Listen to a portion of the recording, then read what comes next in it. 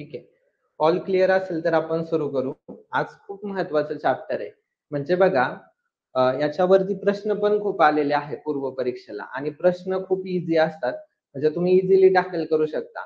मग हे प्रश्न टॅकल करत असताना तुमचा माइंडसेट कसा पाहिजे किंवा बेस लाईन कोणती आहे, तर ते आपण आज प्रॉपर बघणार आहोत. म्हणजे आपण थोडंसं एक इंट्रोडक्शन केल्याच्या नंतर आपण काही नेहमीप्रमाणे पी-वाय-क्यू पण बघणार आहोत. तुम्हाला मी सांगितलंय पी-वाय-क्यूची जास्त प्रॅक्टिस करायची आहे आपल्याला. कंबाईन असू द्या नाहीतर राज्यसेवा असू द्या.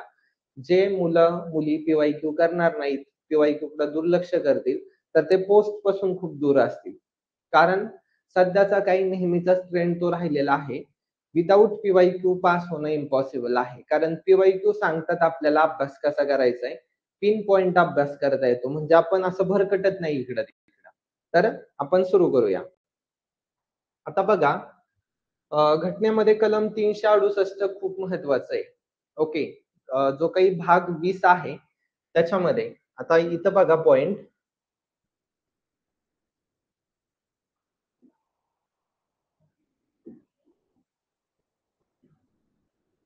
जो भाग 20 आहे, राइट?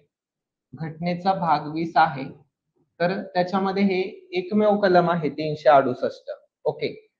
त्याच्यामध्ये 368 1 आणि 368 2 अशी 2 कलमं आहेत.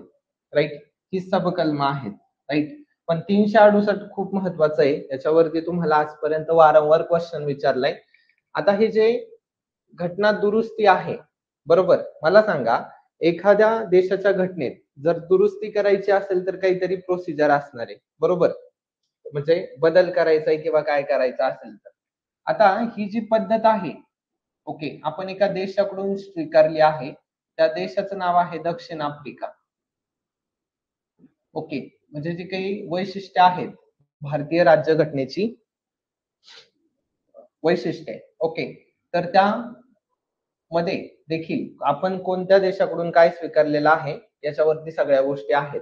तर बघा जे कलम 368 आहे त्याच्यामध्ये काय केलंय, ही जी घटना दुरुस्ती करायची आहे, समजा या घटनेतल्या एखाद्या तरतुदीमध्ये बदल करायचा आहे, तर पूर्ण प्रोसिजर दिलेली आहे. परंतु असंही सांगितलंय एक खटला आहे खूप महत्वाचा, केशवानंद भारती खटला 1973 चा. त्याच्यामध्ये सांगितलंय की मौलिक संरचनेला तुम्हाला धक्का लावता येणार नाहीये. तुम्ही घटना दुरुस्ती करू शकता. ओके. म्हणजे एक खटला तुम्हाला लक्षात ठेवायचा आहे. केशवानंद भारती, राइट? हा पण इथं रेफरन्स आहे. म्हणजे तुम्हाला पी-वाय-क्यू मध्ये पण सापडेल किंवा इतर गोष्टींमध्ये पण त्याचा उल्लेख पुढे जाऊन येणार आहे. आता बघा आपण अगोदर काय करू, प्रोसेस समजून घेऊ. म्हणजे तुम्हाला ते पी-वाय-क्यू टॅकल करता येतील. ठीक आहे. कलम 368 मध्ये काय सांगितलंय, समजा आपल्याला घटना दुरुस्ती करायची आहे, तर ती प्रोसेस कोणत्याही ग्रहात, ओके, संसदेच्या म्हटलंय. म्हणजे याच्याबाबत अधिकार कुणाला आहे? संसदेला आहे. राइट? संसद म्हणजे लोकसभा आणि राज्यसभा. कोणत्याही ग्रहात म्हणजे राज्यसभेत पण सादर करता येऊ शकतं आणि लोकसभेत पण. राइट? ही प्रक्रिया आपल्याला सुरू करता येणार आहे. त्याच्यानंतर काय? मात्र त्यांनी एक मुद्दा सांगितलाय की राज्य विधिमंडळात असं विधेयक सादर करता येत नाही. आयोग काय स्टेटमेंट देतं की घटना दुरुस्ती विधेयक राज्य विधिमंडळात सादर करता येतं. मग आपल्याला लक्षात आलं पाहिजे. दुसरा पॉइंट आहे, असं विधेयक मंत्री किंवा इतर सदस्य सादर करू शकतात. राइट? इतर सदस्य म्हणजे कोण? जे खाजगी आहेत. राइट? खाजगी पण त्याच्यामध्ये येतात. राइट? खाजगी सदस्य. म्हणजे मंत्री म्हणजे ते सरकारी किंवा हे बाकीचे जे सदस्य आहेत सगळेच. राइट? मंत्री पण आणि इतर जे मेंबर आहेत, राइट? मेंबर ऑफ पार्लिमेंट किंवा जे काही राज्यसभेचे आहेत ते सगळे इथं काही की सादर करू शकतात. राष्ट्रपतीची पूर्व परवानगी लागणार आहे का? आवश्यकता नाहीये. ह्या लाईन वरती आजपर्यंत खूप सारे तुम्हाला क्वेश्चन विचारलेले आहेत. ओके. आता तिसरा पॉइंट दिलाय की बघा समजा लोकसभेत मांडलंय, बरोबर? आणि तिथं पारित झालंय. पण प्रत्येक ग्रहाने काय करायचंय की विशेष बहुमताने पारित करायचंय. म्हणजे लोकसभेत मांडलंय तर तिथं पण विशेष बहुमत लागणार आहे. बरोबर? आणि राज्यसभेत मांडलंय तिथं पण विशेष बहुमत लागणार आहे. हा मुद्दा लक्षात ठेवा. म्हणजे काय? हे विधेयक प्रत्येक ग्रहाने विशेष बहुमताने संमत केलं पाहिजे. आणि विशेष बहुमताने म्हणजे काय? ग्रहातील एकूण सदस्य संख्येच्या बहुमताने. म्हणजे काय? 50% पेक्षा अधिक मतं तिथं पाहिजेत आणि उपस्थित आणि मतदान करणाऱ्या सदस्यांच्या 2/3 बहुमताने ते संमत व्हायला पाहिजे. म्हणजे जे उपस्थित असणार आहेत, मतदान करणार आहेत, त्याच्यापैकी 2/3 बहुमताने. हा एक मुद्दा तुम्हाला तिथं लक्षात ठेवायचा प्रयत्न करायचा आहे. आता प्रत्येक ग्रहाने हे स्वतंत्ररित्या संमत केलं पाहिजे. मगाशीच मी सांगितलं आणि दोन्ही ग्रहांमध्ये जर मतभेद झाला, राइट? तर त्या विधेयकावरती चर्चा करून संमत करण्यासाठी संयुक्त बैठकीची तरतूद नाहीये. आता ही जी संयुक्त बैठक आहे, राइट? संयुक्त बैठक.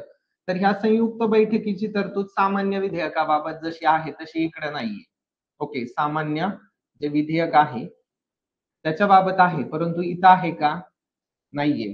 तर हा एक पॉइंट पण तुम्ही लक्षात ठेवला पाहिजे, इम्पॉर्टंट आहे. ओके. त्याच्यानंतर जर विधेयकाने संघराज्यासंबंधित म्हणजे संघराज्यासंबंधीच्या तरतुदीमध्ये दुरुस्ती होणार असेल, तर अर्ध्यापेक्षा अधिक म्हणजे उपस्थित अर्ध्यापेक्षा अधिक म्हणजे राज्यांच्या विधिमंडळाने साध्या बहुमताने म्हटलंय. इथं विशेष बहुमताची गरज नाहीये आणि आयोग इथं टाकतं विशेष बहुमताने. ओके, इथं काय टाकतं आयोग? विशेष बहुमताने. म्हणजे अर्ध्यापेक्षा अधिक राज्यांच्या साधं बहुमत लागतं इथं, लक्षात ठेवा. म्हणजे त्याला मान्यता दिली पाहिजे. साध्या बहुमताने म्हणजे उपस्थित असलेल्या आणि मतदान करणाऱ्या सदस्यांच्या बहुमताने. हा एक पॉइंट लक्षात ठेवा. मग संसदेच्या दोन्ही गृहांनी संमत केल्याच्या नंतर आवश्यक तेथे राज्य विधिमंडळांनी पण संमती दिल्याच्या नंतर विधेयक काय केलं जातं? राष्ट्रपतीच्या मान्यतेसाठी पुढे मग सादर केलं जातं. तर ही प्रोसिजर आहे. ओके, ही प्रोसिजर आहे आणि याच्यावरती तुम्हाला खूपदा PYQ मध्ये विचारलेलं आहे किंवा बेसिक गोष्टी तुमच्या याच्यावरच हे होतात, म्हणजे टॅकल व्हायला मदत होते. आता एक पॉइंट बघा, राइट? आता इथं बघा, जर राष्ट्रपतीने घटना दुरुस्ती विधेयकाला मान्यता द्यायची जी प्रोसिजर आहे ती बंधनकारक केलेली आहे. हे IMP आहे. ओके, म्हणजे जेव्हा राष्ट्रपतीकडे विधेयक येतं, राइट, मान्यतेसाठी, तर त्यांनी मान्यता दिलीच पाहिजे, म्हणजे बंधनकारक आहे. तो काय करू शकतो? मान्यता राखून ठेवू शकत नाही. पुनर्विचारासाठी संसदेकडे परत पण तो पाठवू शकत नाहीये. म्हणजे हा बेसिक पॉइंट आहे. म्हणजे काय की राष्ट्रपतीची मान्यता मिळाल्याच्या नंतर विधेयकाचं कायद्यात रूपांतर होणार आहे. Right, basic. म्हणजेच काय की घटना दुरुस्ती कायदा आणि त्या कायद्यानुसार घटनेत दुरुस्ती केली जाते. आता हे जे बंधनकारक केलं याच्यासाठी एक घटना दुरुस्ती आहे, 24वी घटना दुरुस्ती. ओके, आठवलं असेल आता तुम्हाला. 24वी घटना दुरुस्ती आहे की ती त्याच्याशी रिलेटेड आहे. म्हणजे काय होतं, ज्या घटना दुरुस्त्या झाल्यात, राइट, अमेंडमेंट, काही अमेंडमेंट्स इतक्या महत्वाच्या आहे, जसं 42वी आहे, मिनी कॉन्स्टिट्यूशन ज्याला म्हटलं जातं. तर त्या सगळ्या गोष्टी आपण बघणार आहोत. आता इथं बघा, पुढे काही महत्वाच्या गोष्टी आहेत. संविधान सभेने घटनेला अंतिम आणि बिनचूक असं म्हटलेलं नाहीये. म्हणजे काय की कॅनडाप्रमाणे राज्यघटनेत बदल करण्याचा जनतेचा हक्क नाकारलेला नाहीये. म्हणजे कॅनडामध्ये काय आहे की हा हक्क नाकारला गेलाय राज्यघटनेत बदल करण्याचा. हा एक IMP पॉइंट तुम्हाला इथून कळाला. ओके. त्याच्यानंतर अमेरिका आणि ऑस्ट्रेलियाप्रमाणे घटना दुरुस्तीसाठी विशेष अटी आणि शर्ती देखील ठेवलेल्या नाहीयेत.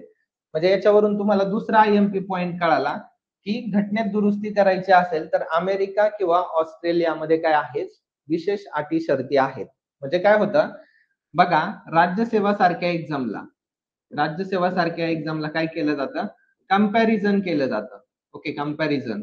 तर ते कंपॅरिझन हे असं असतं. ओके, म्हणजे काही महत्वाचे पॉइंट, म्हणजे काय केलं जातं? दोन देशांची जी तुलना आहे, असे स्टेटमेंट टाकतात, इकडे हे आहे, तिकडे ते आहे. मग असं साधं सिंपल असतं, जास्त लोड घेण्याचं कारण नाहीये. ओके, म्हणजे काय की घटना दुरुस्तीसाठी सुलभ प्रक्रिया सांगितलेली आहे. ओके, म्हणजे आपल्याकडे काय आहे, तर घटना दुरुस्तीसाठी हे कॅनडात काय केलंय, राज्यघटनेत बदल करण्याचा जनतेचा हक्क नाकारलेला आहे. इकडे काय केलंय, अमेरिका आणि ऑस्ट्रेलियामध्ये विशेष तरतुदी आहेत, पण आपल्याकडे एकदम सुलभ प्रक्रिया आहे. ओके, असं म्हटलेलं आहे डॉक्टर बाबासाहेब आंबेडकर यांनी. म्हणजे इथे तुम्हाला हे कुणी म्हटलंय हे पण विचारलं जाऊ शकतं. म्हणजे ही जी स्टेटमेंट आहे ती तुमच्यासाठी खूप इम्पॉर्टंट आहे. हा मुद्दा लक्षात घ्या. आता पुढचा पॉइंट बघा, जे काही भारताच्या राज्यघटनेत दुरुस्ती करण्याची जी प्रक्रिया आहे, तर त्यांनी बघा, KC व्हियर यांनी कौतुक केलंय. ओके, ते काय म्हटलेत? तर ते म्हटलेत, दुरुस्तीच्या प्रक्रियेतील वैविध्य हा एक सुज्ञपणा आहे, पण तो नेहमी आढळून येत नाही. हा मुद्दा लक्षात ठेवा. जी काही दुरुस्तीची प्रक्रिया आहे, ती राज्यघटनेतील एक वैशिष्ट्यपूर्ण आणि विचारपूर्वक विहित केलेली संकल्पना आहे. हा एक मुद्दा तुम्हाला लक्षात ठेवायचा आहे. आणि जे ग्रॅनविले ऑस्टिन आहेत, ते पण काय म्हटलेत, की गुंतागुंतीची वाटत असली तरी ही प्रक्रिया केवळ वैविध्यपूर्ण आहे, असं पण कोणी म्हटलंय? तर ग्रॅनविले ऑस्टिन यांनी. म्हणजे घटना दुरुस्तीवरती ज्या प्रक्रिया दिल्यात किंवा हे जे काही की वैशिष्ट्य आहे, इथं बघा कंपॅरिझन तुम्हाला थोडंसं दिसतंय. तर हे तुमच्या परीक्षेसाठी आय मीन राज्यसेवासाठी तर ऑब्व्हियसली अशी वाक्य उचलली जातात आणि इथं तुम्हाला कंबाईनला साधं सिंपल आहे की मतं विचारली जातात. तर त्याच्यावरती हे तुमचे प्रश्न असे टॅकल होतात. सगळ्यांना बेस कळालाय का? या मुद्द्यांवरती आजपर्यंत खूप सारे पीवायक्यू विचारलेले आहेत. तुम्हाला बेस कळालाय का मला एकदा सांगा? कमेंट बॉक्समध्ये कमेंट करा. हे क्लिअर झालंय का तुम्हाला?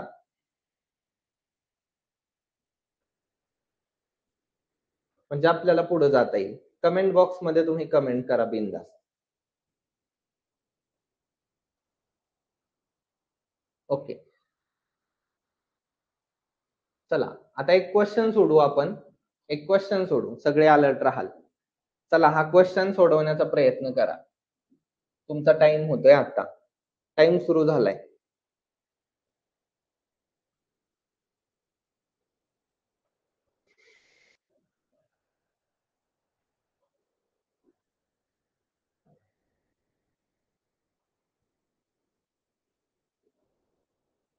ओके. सगळे एक म्हणताय. अजून काय वेगळं उत्तर आहे का कुणाचं?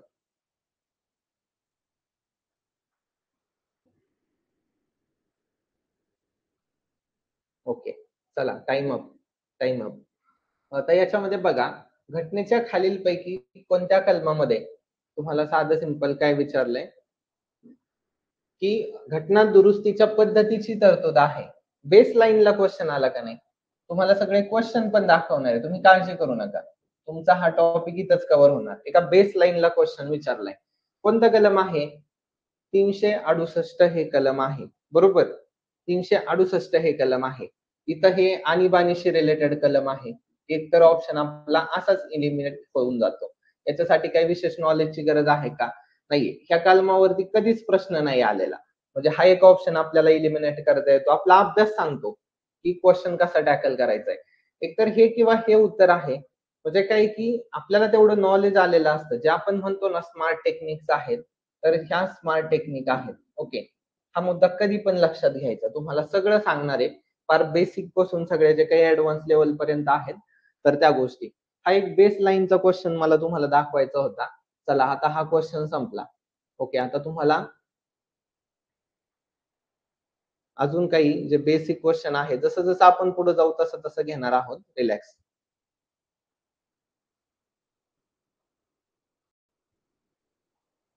ठीक आहे. आता आपण डायरेक्ट क्वेश्चनच्या थ्रू गेलो तरी काही हरकत नाहीये.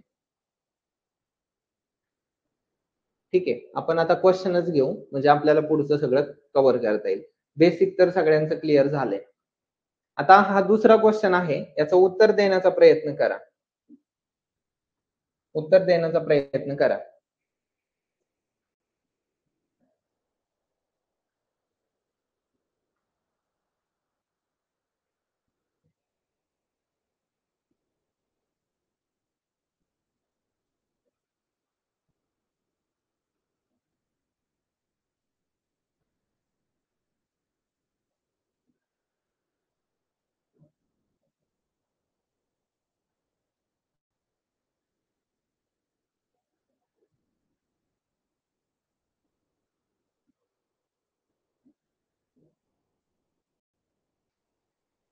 ओके, चला.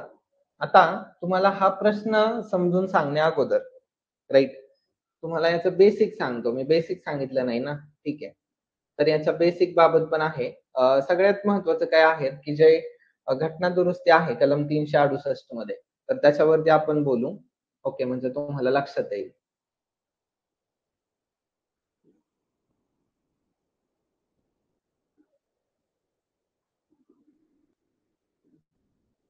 ओके. तर बघा जे काही घटना दुरुस्तीच्या पद्धती आहेत, ओके. तर त्या पद्धतीमध्ये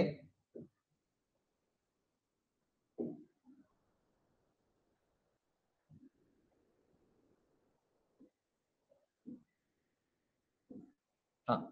तर एक गोष्ट लक्षात ठेवा, ज्या पद्धती आहेत, तर त्या पद्धतीमध्ये म्हणजे त्या 368 मध्ये दिल्यात. ओके. 368च्या बाहेर जे काही आहेत महत्त्वाचे जे काही साधं बहुमत लागतं तिथं, राइट? साधं बहुमत 368च्या बाहेरच्या ज्या दुरुस्त्या आहेत तिथं साधं बहुमत लागतं. राइट? म्हणजे ते 368च्या बाहेर आहेत आणि 368 मध्ये 2 आहेत. ओके. की जिथं एक विशेष बहुमत आहे, एक विशेष प्लस निम्मे राज्यांचं तिथं समर्थन लागतं. म्हणजे अशा स्वरूपाचं ते आहे. मग असं जर असेल, तर त्याच्यासाठी एक बेसिक मुद्दा लक्षात घ्या, की संसदेचं जे साधं बहुमत आहे, तर साध्या बहुमताने कलम 368च्या कक्षेबाहेर आहेत. म्हणजे 368च्या बाहेरच्या दुरुस्त्या आहेत त्या. तर संसदेच्या दोन्ही गृहांच्या साध्या बहुमताने दुरुस्ती करता येते. मग त्याच्यामध्ये कोणकोणत्या तरतुदींचा समावेश होतो, हे तुम्हाला इथं विचारलेलं आहे. साधं सिंपल. मग मला सांगा, नवीन राज्यांची स्थापना आहे. बरोबर? नवीन राज्यांची स्थापना आणि प्रवेश हे साधं बहुमतच लागतं याला.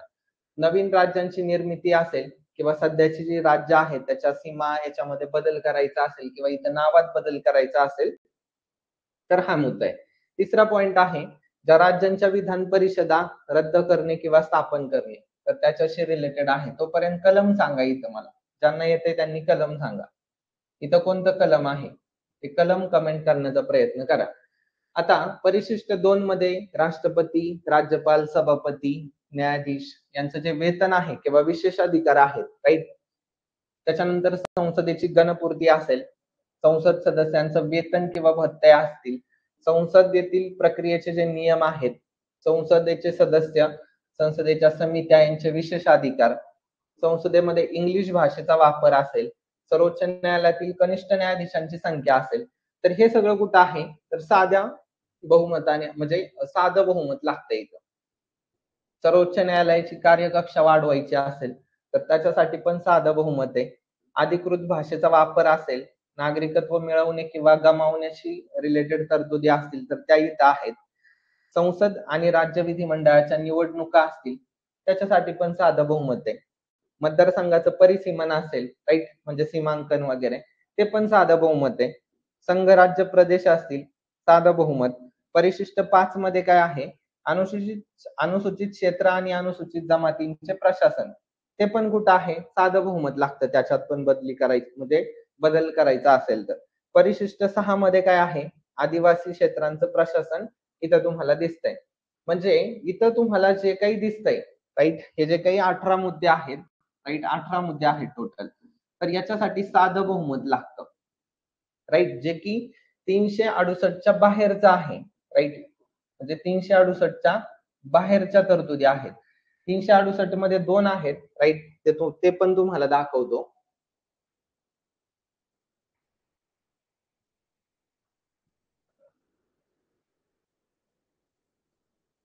एक आहे विशेष बहुमत.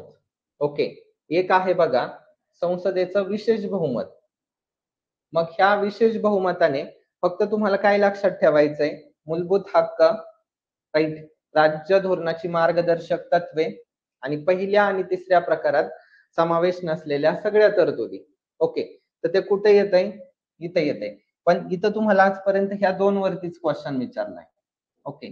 कारण बेसलाईन आहे. बेसलाईन सोडून अजून प्रीला पण नाही आणि मेन्सला पण नाही. म्हणजे बेसलाईनला धरूनच आहे. विशेष बहुमत म्हटलं की तुम्हाला फंडामेंटल राइट्स असतील, इकडे डी वगैरे हे सगळ्या गोष्टी म्हणजे मूलभूत हक्क, तत्त्वे हे 2 पॉइंट इथं तुम्हाला लक्षात ठेवायचे आहेत. कळालंय का तुम्हाला? इथं विशेष बहुमत लागतंय. आता हे दुसरा प्रकार. आता आपण पहिला बघितला विशेष बहुमताचा. आता हा 368 मधला दुसरा. संसदेच्या विशेष बहुमताने आणि राज्यांच्या संमतीने. राइट? इथं हा बघू आपण. तर याच्यामध्ये बघा, घटनेतील संघराज्यीय प्रणालीशी निगडीत असलेल्या ज्या तरतुदी आहेत, तर त्याच्या दुरुस्तीसाठी हे संसदेने विशेष बहुमत आणि निम्म्यापेक्षा अधिक राज्यांच्या विधिमंडळाची साध्या बहुमताने मगाशीच पाहिलं आपण साधं बहुमत लागतं. जे काही राज्यांचं विधिमंडळ आहे तिथं. तर मान्यता आवश्यक आहे. आणि जर या विधेयकावरती एका राज्याने, काही राज्यांनी किंवा सर्व राज्यांनी कृती केली नाही तरी काही फरक पडत नाहीये. म्हणजे काय की ज्यावेळी निम्म्यापेक्षा जास्त विधिमंडळे मान्य करतील त्यावेळी औपचारिकरित्या ही प्रक्रिया काय होणार आहे, प्रोसेस पूर्ण होणार आहे. साधं सिंपल आहे. मग आता इथं जे मुद्दे आहेत ते महत्वाचं आहे. तर विशेष बहुमताने आणि राज्यांच्या संमतीने म्हणजे संघराज्य तरतुदी किंवा संघराज्य प्रणालीशी निगडीत जे महत्वाचे मुद्दे आहेत ते याच्यामध्ये येणार आहेत. इथं बघा, राष्ट्रपतींची निवडणूक हा मुद्दा महत्वाचा आहे आणि या निवडणुकीची जी प्रक्रिया पद्धत आहे तर ती याच्यामध्ये येणार आहे. बरोबर, साधं सिंपल, कारण ती निगडीत आहे त्याच्याशी.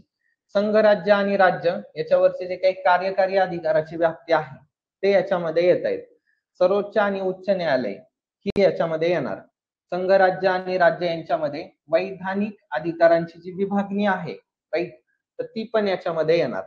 परिशिष्ट 7 मधील कोणतीही सूची, परिशिष्ट 7 मध्ये जी काही सूची आहे तर त्याच्यातली कोणतीही सूची, संसदेमध्ये राज्यांचे प्रतिनिधित्व, तो एक मुद्दा आहे.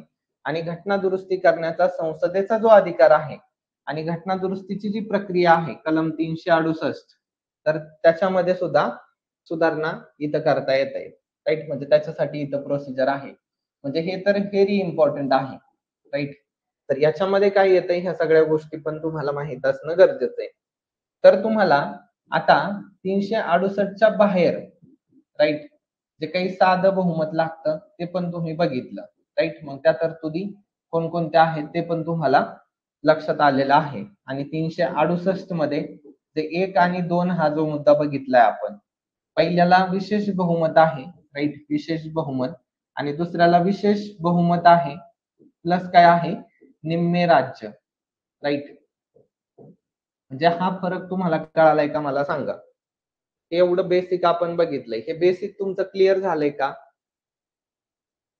एकदा सांगा. हे पण क्लिअर झालंय का? हे पण झालं असेल विशेष बहुमताने, हे पण झालं असेल तुमचं. Okay, yes. तर आता आपण त्या क्वेश्चन कडे वळू.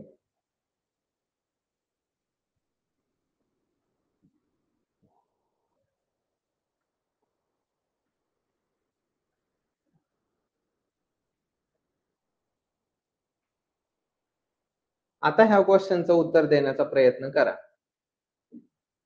मी परत थांबतोय. आता ह्या क्वेश्चनचं उत्तर देण्याचा प्रयत्न करायचा आहे तुम्हाला.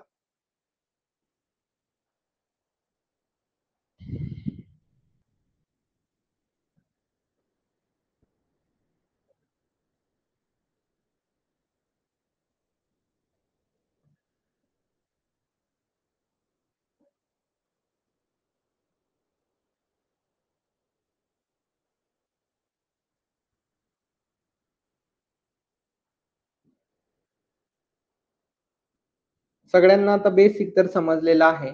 चला उत्तर देण्याचा प्रयत्न करा. आवाज वगैरे येतोय ना? आवाज वगैरे येतोय का? हो, पीडीएफ वगैरे सगळं मिळेल, त्याचा नका लोड घेऊ. उत्तर द्या सगळ्यांनी.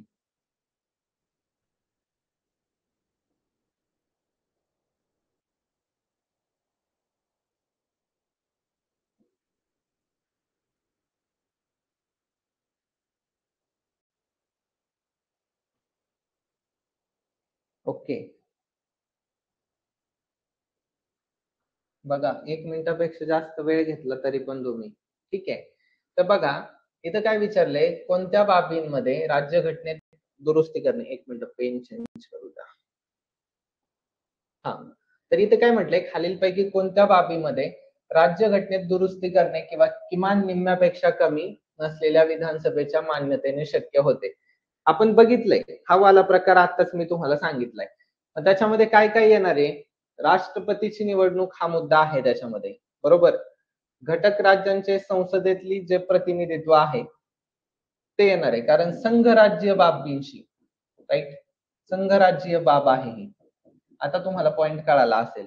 ओके, 3 मध्ये काय दिलंय, संविधानाच्या 7व्या परिशिष्टामधील सूची, राईट, तर ते काय आहे, ते पण संघराज्य बाब आहे. ओके, म्हणजे ती पण येणार. म्हणजे अ, ब, क हे चौथं नाही येणार. विधान परिषद रद्द करणे. तुम्ही सांगा, कुठं आहे हे? बघितलंय आपण. चला, साध्या बहुमतात आहे की विशेष बहुमतात आहे? कुठं आहे सांगा. शॉर्टमध्ये सिंपल मेजॉरिटी असं टाकलं तरी चालेल.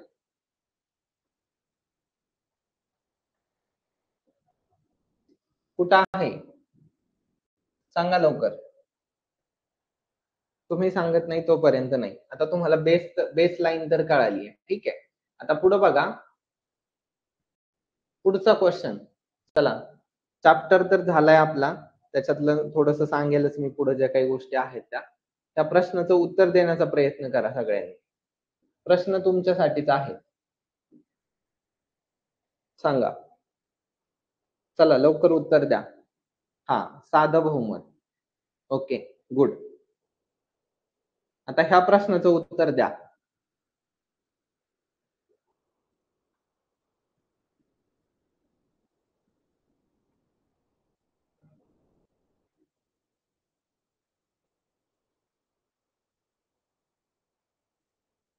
आत्ताच बघितलंय आपण. याला तर जास्त वेळ पण नाही झालेला. ओके.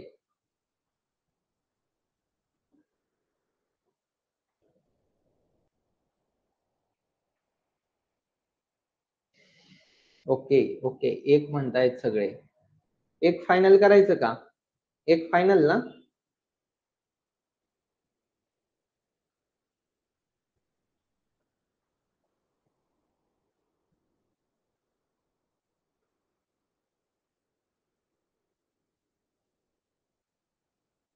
ओके, चला सगळे एक म्हणतायत. चला, हे उत्तर आहे ना? साधं बहुमत. ओके, बरं. आता आपण साधं बहुमत बघू. तुम्हाला मी किती वेळा सांगितलेलं आहे बघा बरं. दाखवा. साध्या बहुमताने बदल करणारे आपण हे 18 पॉइंट बघितले होते. मला दाखवा याच्यात कुठं आहे ते. सगळ्यांनी एक उत्तर दिलं ना पहिल्यांदा. मला हे दाखवा कुठं आहे त्याच्यामध्ये. कलम 368 मध्ये बदल करता येतो असं इथं कुठं आहे मला दाखवा. त्यामुळं लक्ष आणि प्रेझन्स ऑफ माइंड खूप महत्वाचं आहे. लक्षात येतंय का? इथं ह्या छोट्या मुद्द्यांवरच तुम्हाला फसवणार आहेत. मला तुम्हाला ते सांगायचं होतं. याचं जे योग्य उत्तर आहे तर ते 3 आहे. राइट? 3 ज्यांनी उत्तर दिलं त्यांचं राइट आहे.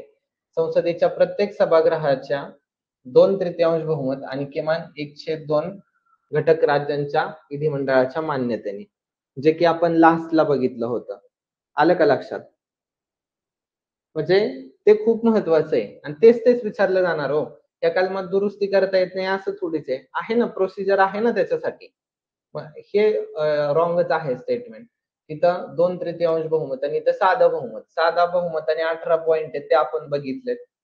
तेच पुन्हा एक तुम्हाला क्वेश्चन विचारलाय बेसलाईनचा आणि असं जर असेल तर आपला क्वेश्चन चुकला नाही पाहिजे. साधा सिंपल मुद्दा आहे. तर आपण पुढच्या क्वेश्चनकडे जाऊ. चला याचं उत्तर देण्याचा प्रयत्न करा. क्वेश्चनची प्रॅक्टिस पण तुमच्याकडून मी करून घेणार आहे. तुम्ही फक्त उत्तर देण्याचा प्रयत्न करा.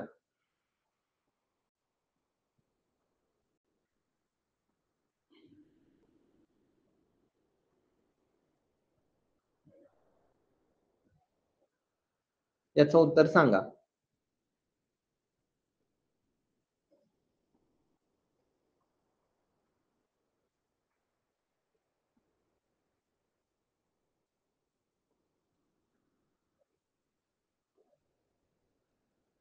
नव्याण्णवी घटना दुरुस्ती कशाशी रिलेटेड आहे मला फक्त याचं उत्तर तुमच्याकडून पाहिजे.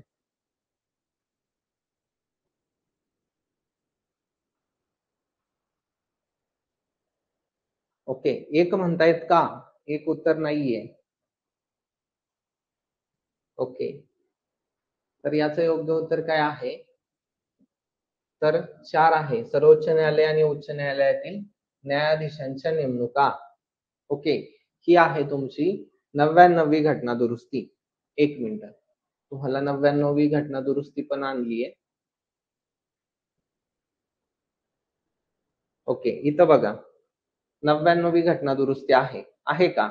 याच्यामध्ये 2014 ची आहे. हा एक बेसिक पॉइंट पण लक्षात ठेवा. ही कधीची आहे? 2014 ची आहे. ह्या दुरुस्तीने काय केलं? राज्यघटनेमध्ये बघा 124, 127, 28, 217, 222, 224 ही कलम बघितल्यावरती काय वाटतंय? इथं सुप्रीम कोर्ट, इथं हायकोर्ट आहेत ना त्याच्याशी रिलेटेड कलम. मग त्याच्यामध्ये दुरुस्त्या करण्यात आलेल्या आहेत आणि काय केलंय की काही नवीन कलम 124A, 124B आणि 124C ही नवीन कलम घटनेत काय केली आहेत? समाविष्ट केलेली आहेत. मग सर्वोच्च न्यायालयाच्या न्यायाधीशपदी नियुक्ती करण्याची जी काही कॉलेजियम पद्धत आहे ती रद्द करून त्याच्याऐवजी राष्ट्रीय न्यायिक नियुक्ती आयोगाची रचना करण्यात आलेली होती. पण पुढे काय केलं 2015 मध्ये सर्वोच्च न्यायालयाने हा घटना दुरुस्ती कायदा घटनाबाह्य आहे म्हणून तो वाईट ठरवलाय, म्हणजे व्यर्थ ठरवलेला आहे. आणि पूर्वीची मग जी न्यायिक नियुक्तीची कॉलेजियम पद्धत होती पुन्हा प्रस्थापित झालेली आहे. म्हणजे तुम्हाला आता विचारलं की सर्वोच्च उच्च न्यायालयातील न्यायाधीशांच्या नेमणुकीसाठी काय आहे, तर जी काही कॉलेजियम पद्धत आहे तीच आहे. म्हणजे एवढं बेसिक होतं. तर ही आहे तुमची 99वी घटना दुरुस्ती. कधीची आहे? 2014 ची. 2014 ची आहे हे पण लक्षात ठेवण्याचा प्रयत्न करा. आता तुमचं क्लिअर झालेलं असेल. ओके, आता आपण पुढचा क्वेश्चन बघू. क्वेश्चनची प्रॅक्टिस तुमची खूप छान होणार आहे. तुम्ही काहीच काळजी करू नका. सांगा. आता याचं उत्तर देण्याचा प्रयत्न करा. आणि क्वालिटी क्वेश्चन घेऊन आलेलो आहे. याच्यातून तुम्हाला पुढचे येणारे प्रश्न कव्हर होऊन जातील. सांगा, याचं उत्तर देण्याचा प्रयत्न करा सगळ्यांनी.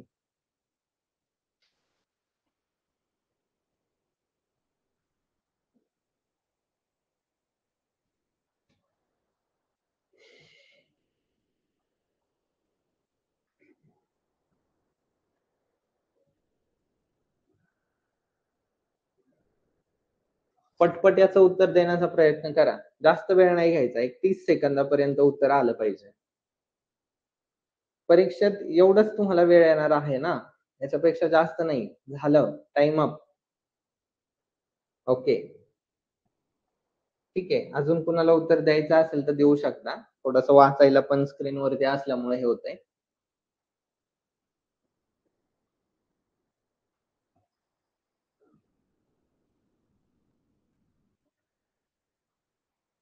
ओके, काय उत्तर दिलंय? 3. बर, ज्यांनी ज्यांनी 3 दिलंय त्यांचं राईट आहे. ओके, ठीक आहे. तर बघू प्रश्न काय आहे. राष्ट्रपतीची निवडणूक पद्धत राज्यघटनेत दुरुस्तीद्वारे बदलता येऊ शकते. त्याच्यासाठी घटना दुरुस्तीद्वारे बदलता येऊ शकते. मग त्यासाठी घटना दुरुस्ती डॅशद्वारे मंजूर होणे हे आहे. इथं काय आहे? राष्ट्रपतीची निवडणूक कीवर्ड आला तुम्हाला. मी काय सांगितलेलं आहे? राष्ट्रपतीची निवडणुकीला तिथं संघराज्य मुद्दा उपस्थित होतो. मग तिथं काही नुसतं लोकसभेचं बहुमत चालणार आहे का? 2/3 बहुमत किंवा लोकसभेचे किंवा राज्यसभेच्या याने होणार आहे का? नाहीये.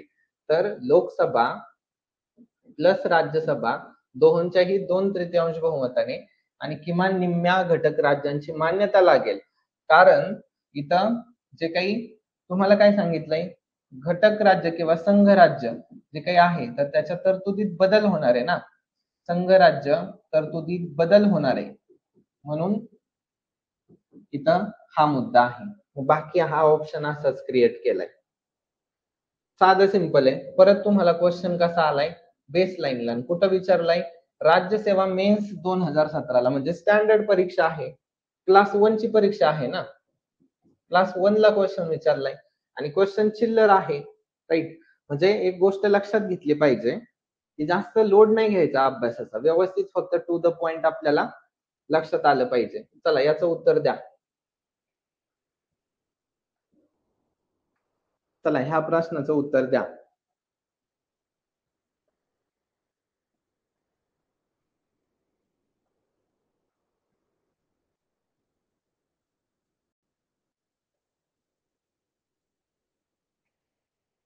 कोणती घटना दुरुस्ती आहे? हे तर लगेच आलं पाहिजे सगळ्यांना उत्तर याचं.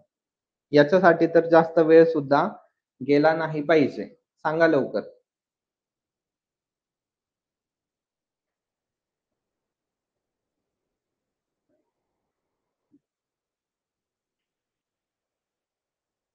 आवाज येतोय का सगळ्यांना?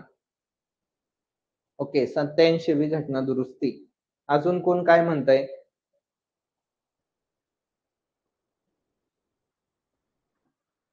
चला, 91वी घटना दुरुस्ती. अजून कुणाचं काय वेगळं उत्तर आहे का? प्लीज जेवढ्या आहेत ना तेवढ्यांनी पार्टिसिपेट करा. हे तुमच्यासाठीच आहे. तुमचे मार्क वाढावे, तुमचा प्रेझेन्स ऑफ माइंड वाढावा, याच्याकरता एवढी मेहनत आहे. एक पीडीएफ तयार करायला मॅक्सिमम 3 तास तरी जातात. राइट? मग तुम्ही पार्टिसिपेशन केलं पाहिजे ना.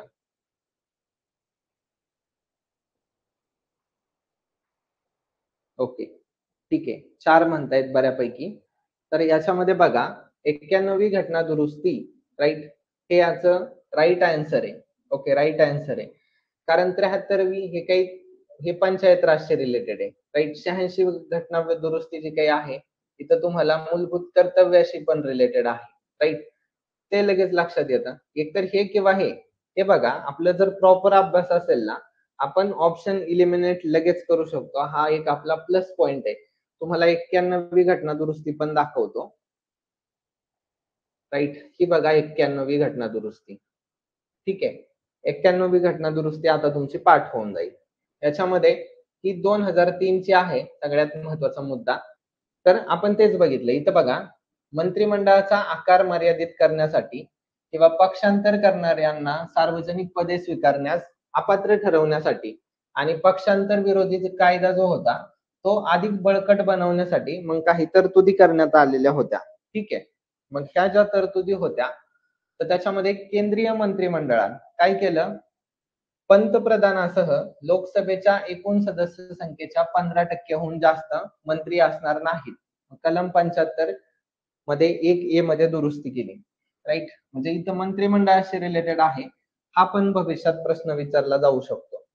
पुढं संसदेच्या कोणत्याही सभागृहातील एखाद्या राजकीय पक्षाचा सदस्य जर पक्षांतर केल्यामुळे अपात्र ठरलेला असेल, तर तो मंत्रिपदावरती नियुक्तीसाठी पण अपात्र असेल.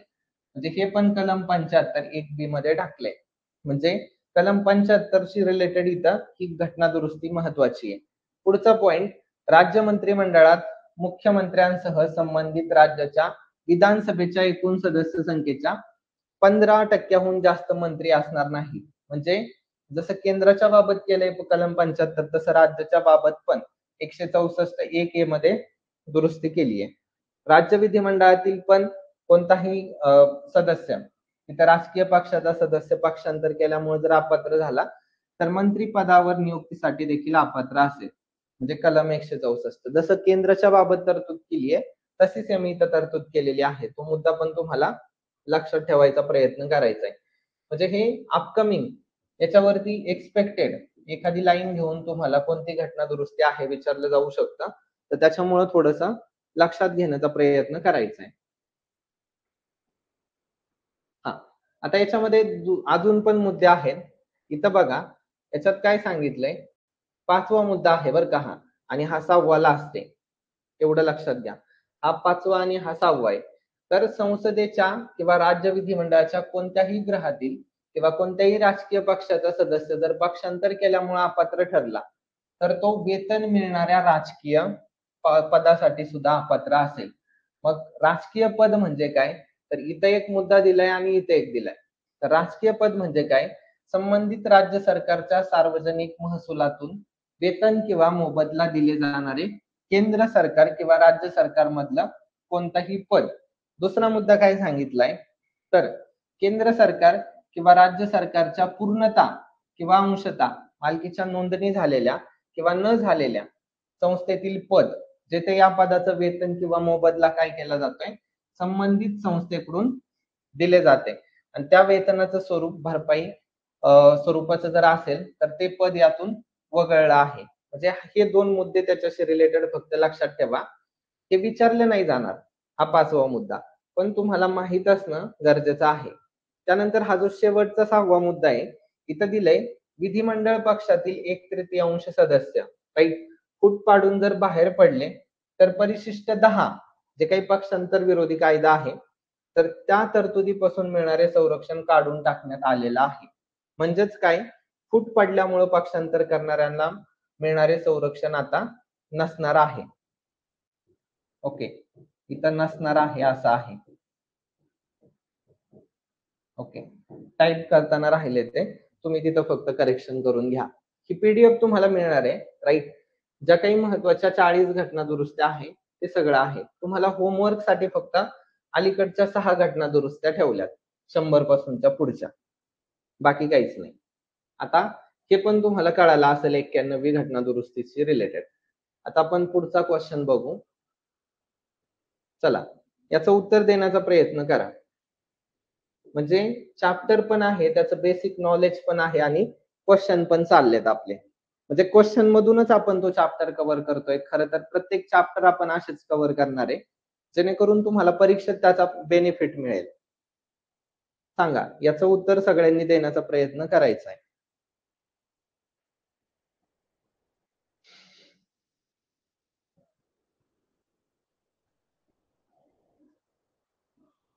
हे जोड्या लावा आहे, म्हणजे कोणती जोडी बरोबर आहे याच्यातली तीच फक्त तुम्हाला ओळखायची आहे.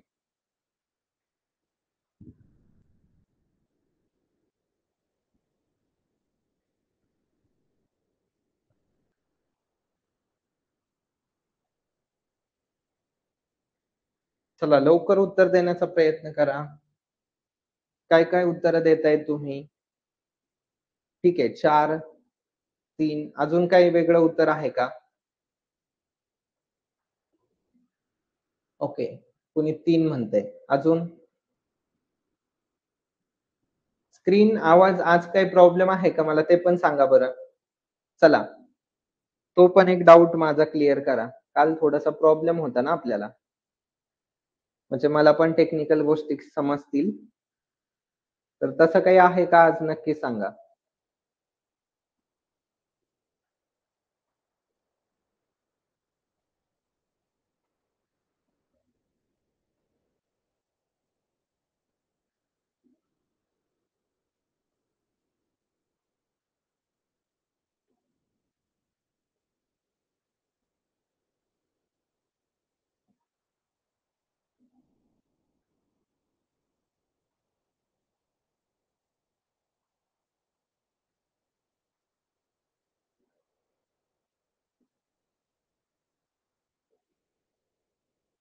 ठीक आहे.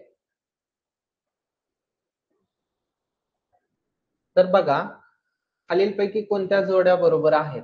ठीक आहे. 52वी घटना दुरुस्ती पक्षांतर बंदी कायदा बरोबर आहे. 56वी घटना दुरुस्ती गोवा राज्याला दर्जा ते पण बरोबर आहे. 59वी घटना दुरुस्ती पंजाबमध्ये आणीबाणी हा, ठीक आहे, हे पण बरोबर आहे. आणि 62वी घटना दुरुस्ती अनुसूचित जाती जमातीसाठी आरक्षण, तर हे देखील बरोबर आहे. एकच मिनिट.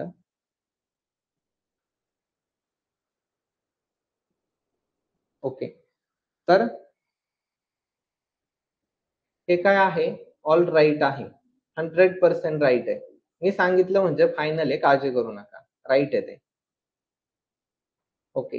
तर हे लक्षात ठेवा, हे त्याचं योग्य उत्तर आहे. सगळं राईट आहे. म्हणजे आता तुम्ही हे जे पी-वाय-क्यू मध्ये येत असतं, राईट, इथं तुम्हाला काही वेगळं काही कळालं, 59वी घटना दुरुस्ती पंजाबमध्ये, 62वी अनुसूचित जाती जमातीसाठी आरक्षण. हे पाठच करून ठेवायचं, हे कधी पण भविष्यात कुठेतरी रिपीट होऊ शकतं. ओके, पाठ करून ठेवायचं.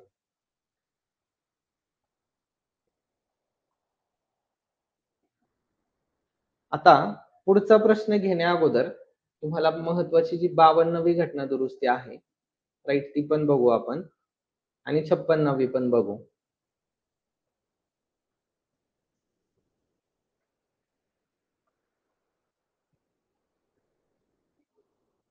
मे बी टाइप करणाऱ्याने गडबड केलेली दिसते. ठीक आहे, 52व्या घटना दुरुस्ती मध्ये तेच महत्वाचं आहे. त्याच्यामध्ये जास्त काही डिटेलिंग करायची गरज नाही. पक्षांतर बंदीसाठीच आहे.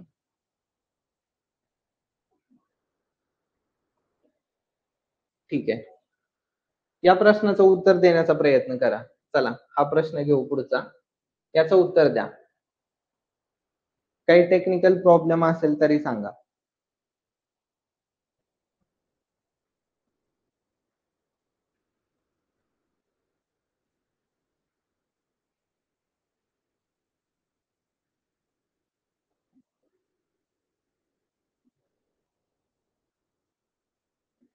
हे तर बेसिक आहे ना.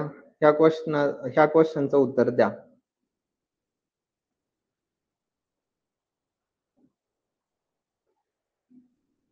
यस, ऑब्वियस राईट आहे. ठीक आहे. याचं योग्य उत्तर काय आहे? तर 61वी घटना दुरुस्ती आहे. बरोबर. मतदाराचं वय 21 वरून 18 करा. म्हणजे कोणतीही घटना दुरुस्ती आहे. आता 61वी, 42वी, 63वी आणि 86वी दिली. ही तर मूलभूत कर्तव्याशी रिलेटेड आहे. राइट. ते पण सांगतो तुम्हाला आणि अजून कुठं-कुठं आहे ते पण आपण बघणार आहोत. आता सगळ्यात महत्त्वाच्या काही घटना दुरुस्त्या आपण लगेच लुक आउट करून घेऊ. जेणेकरून तुमची एक रिव्हिजन प्रॉपर होईल. सगळ्यात महत्त्वाची आपण पहिल्यांदा ठीक आहे 86वी घटना दुरुस्ती बघू. ठीक आहे. ओके. ऑप्शन मध्ये आहे ना? तर बघा 86वी घटना दुरुस्ती आहे 2002 ची, की जिथं काय केलं गेलं, प्राथमिक शिक्षण हा मूलभूत अधिकार करण्यात आला. ओके. बघा प्राथमिक शिक्षण हा मूलभूत अधिकार करण्यात आला. म्हणजे फंडामेंटल राईट मध्ये दुरुस्ती. राईट. तिथं काय सांगितलं 6 ते 14 वर्ष वयोगटातील सर्व बालकांना राज्य ठरवतील त्या पद्धतीने किंवा राज्य निशुल्क आणि अनिवार्य शिक्षण देण्याची तरतूद करेल. असं याच्यामध्ये सांगितलेलं आहे. बरोबर. कलम 21 मध्ये पण 21A मध्ये ते म्हटलंय. म्हणजे इथं याच्यामध्ये एक दुरुस्ती झाली. दुसरं बघा मार्गदर्शक तत्वांच्या DPSP मध्ये इथं तुम्हाला कलम 45च्या विषयात बदल करण्यात आला आणि इथं काय सांगितलंय 6 वर्ष पूर्ण होईपर्यंत सर्व बालकांचं संगोपन, शिक्षण याची तरतूद करण्याचा राज्य प्रयत्न करेल, असं ते सांगितलंय. असं त्या कलमामध्ये तिथं तुम्हाला म्हटलेलं आहे. म्हणजे तो एक बेसिक पॉइंट झाला तुमचा. ओके. याच्यात पण बदल झाला आणि इथं बघा कलम 51A मध्ये म्हणजे मी जे म्हटलं मूलभूत कर्तव्यामध्ये पण बदल झाला. Okay. Fundamental duties. Fundamental duties. याच्यामध्ये नव्या मूलभूत कर्तव्यांचा नव्याने समावेश करण्यात आला. राईट. आणि त्याच्यामध्ये काय सांगितलं, आई वडील पालक असलेल्या सर्व भारतीय नागरिकांनी आपल्या 6 ते 14 वर्ष वयोगटातील बालकांना किंवा पाल्यांना शिक्षणाची संधी उपलब्ध करून देणं हे त्यांचं कर्तव्य आहे, असं म्हटलंय. म्हणजे 86वी घटना दुरुस्ती, फंडामेंटल राईट, DPSP आणि फंडामेंटल ड्युटीज तिघांशी पण रिलेटेड आहे. उद्या भविष्यात तुम्हाला याच्यावरती क्वेश्चन पण येऊ शकतो बेसिक. राईट. मग सांगता आलं पाहिजे तुम्हाला हे त्याच्यामध्ये आहे सगळं. लक्षात आलंय का? तर ही 89वी घटना दुरुस्ती पण महत्वाची आहे. ती पण तुम्हाला चालू मध्ये सांगतो. तर बघा अगोदरचं जे राष्ट्रीय अनुसूचित जाती आणि अनुसूचित जमाती आयोग होते का, त्याचं भाग पाडलं.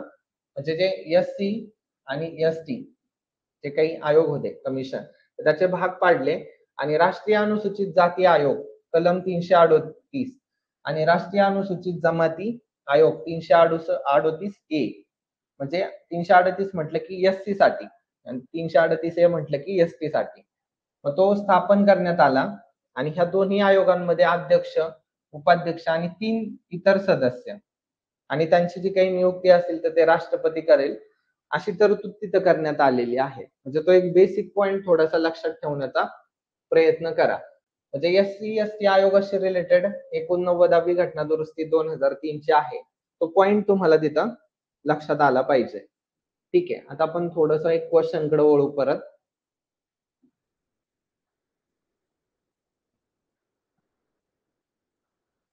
हाच क्वेश्चन झाला होता ना आपला?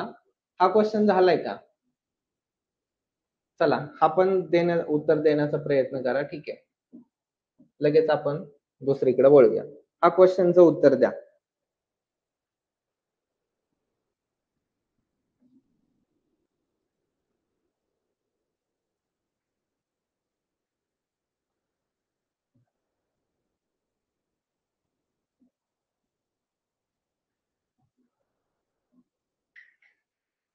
ओके. स्टॉप. स्टॉप का तर सोपा होता. कोणत्या घटना दुरुस्ती कायद्यानुसार संमत केलंय पक्षांतर बंदी? 52वी घटना दुरुस्ती कायदा.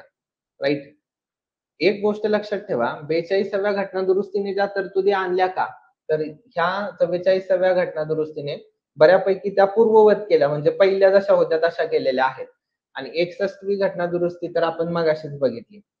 कमेंट मध्ये सांगा कशाशी रिलेटेड आहे ते. एकदम बेसिक आहे. म्हणजे हा पण मुद्दा आपला क्लिअर झालाय आता. ठीक आहे. आता मला हे नाही येणार तुम्हाला. ठीक आहे. त्याच्या अगोदर आपण आता एक 42वी घटना दुरुस्ती बघू. ठीक आहे. जी महत्वाची वाटते मला. राइट. आता आपण 42वी घटना दुरुस्ती बघू. राइट. म्हणजे तुम्हाला क्वेश्चन तरी टॅकल होतील. आता ही जी 42वी घटना दुरुस्ती आहे 1976 ची, तर त्याच्या बाबत आपण थोड्याशा एक बघू पॉइंट काय आहे.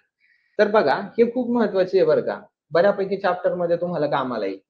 घटनेच्या सरनाम्यामध्ये काय केलंय, समाजवादी, धर्मनिरपेक्ष, एकात्मता 3 शब्द मी सरनामा टॉपिक मध्ये सांगितले होते बघा. ते इथे समाविष्ट केलेत. दुसरा मुद्दा, नागरिकांची मूलभूत कर्तव्य राज्यघटनेत समाविष्ट केलेत. म्हणजेच नवीन भाग 4 त्याच्यामध्ये करणार. मूलभूत कर्तव्य, राईट, हे कोणत्या घटना दुरुस्तीने आहे, तर 42वी घटना दुरुस्ती. शिफारस कोणाची आहे, तर स्वर्णसिंग समिती, राईट. पुढे आहे, मंत्रिमंडळाचा सल्ला राष्ट्रपतींवरती बंधनकारक करण्यात आला. हा महत्वाचा पॉइंट. असं स्टेटमेंट देतील की मंत्रिमंडळाचा सल्ला राष्ट्रपतीवरती बंधनकारक डॅश घटना दुरुस्तीने करता आला. तुम्हाला इथं सांगता आलं पाहिजे 42वी घटना दुरुस्ती 1976 ची. पुढचं आहे, प्रशासनिक न्यायाधिकरण आणि इतर बाबींसाठी न्यायाधिकरण याची तरतूद करण्यात आली. हे काही एवढं महत्वाचं नाही, राईट. म्हणजे भाग 14 त्याच्यामध्ये समाविष्ट करण्यात आलाय. 1971च्या जनगणनेवरती आधारित लोकसभा आणि विधानसभेच्या जागा 2001 पर्यंत गोठवण्यात आल्यात. हे पण नाही विचारणार. पुढं, घटना दुरुस्ती न्यायिक पुनर्विलोकनाच्या व्याप्तीबाहेर ठेवण्यात आली. हा एमपी पॉइंट आहे. आपण लक्षात ठेवण्याचा प्रयत्न करा. पुढचा पॉइंट आहे, सर्वोच्च न्यायालय आणि उच्च न्यायालय याचं जे न्यायिक पुनर्विलोकनाचं आणि प्राधिलिक करण्याचं अधिकार क्षेत्र होतं ते मर्यादित करण्यात आले.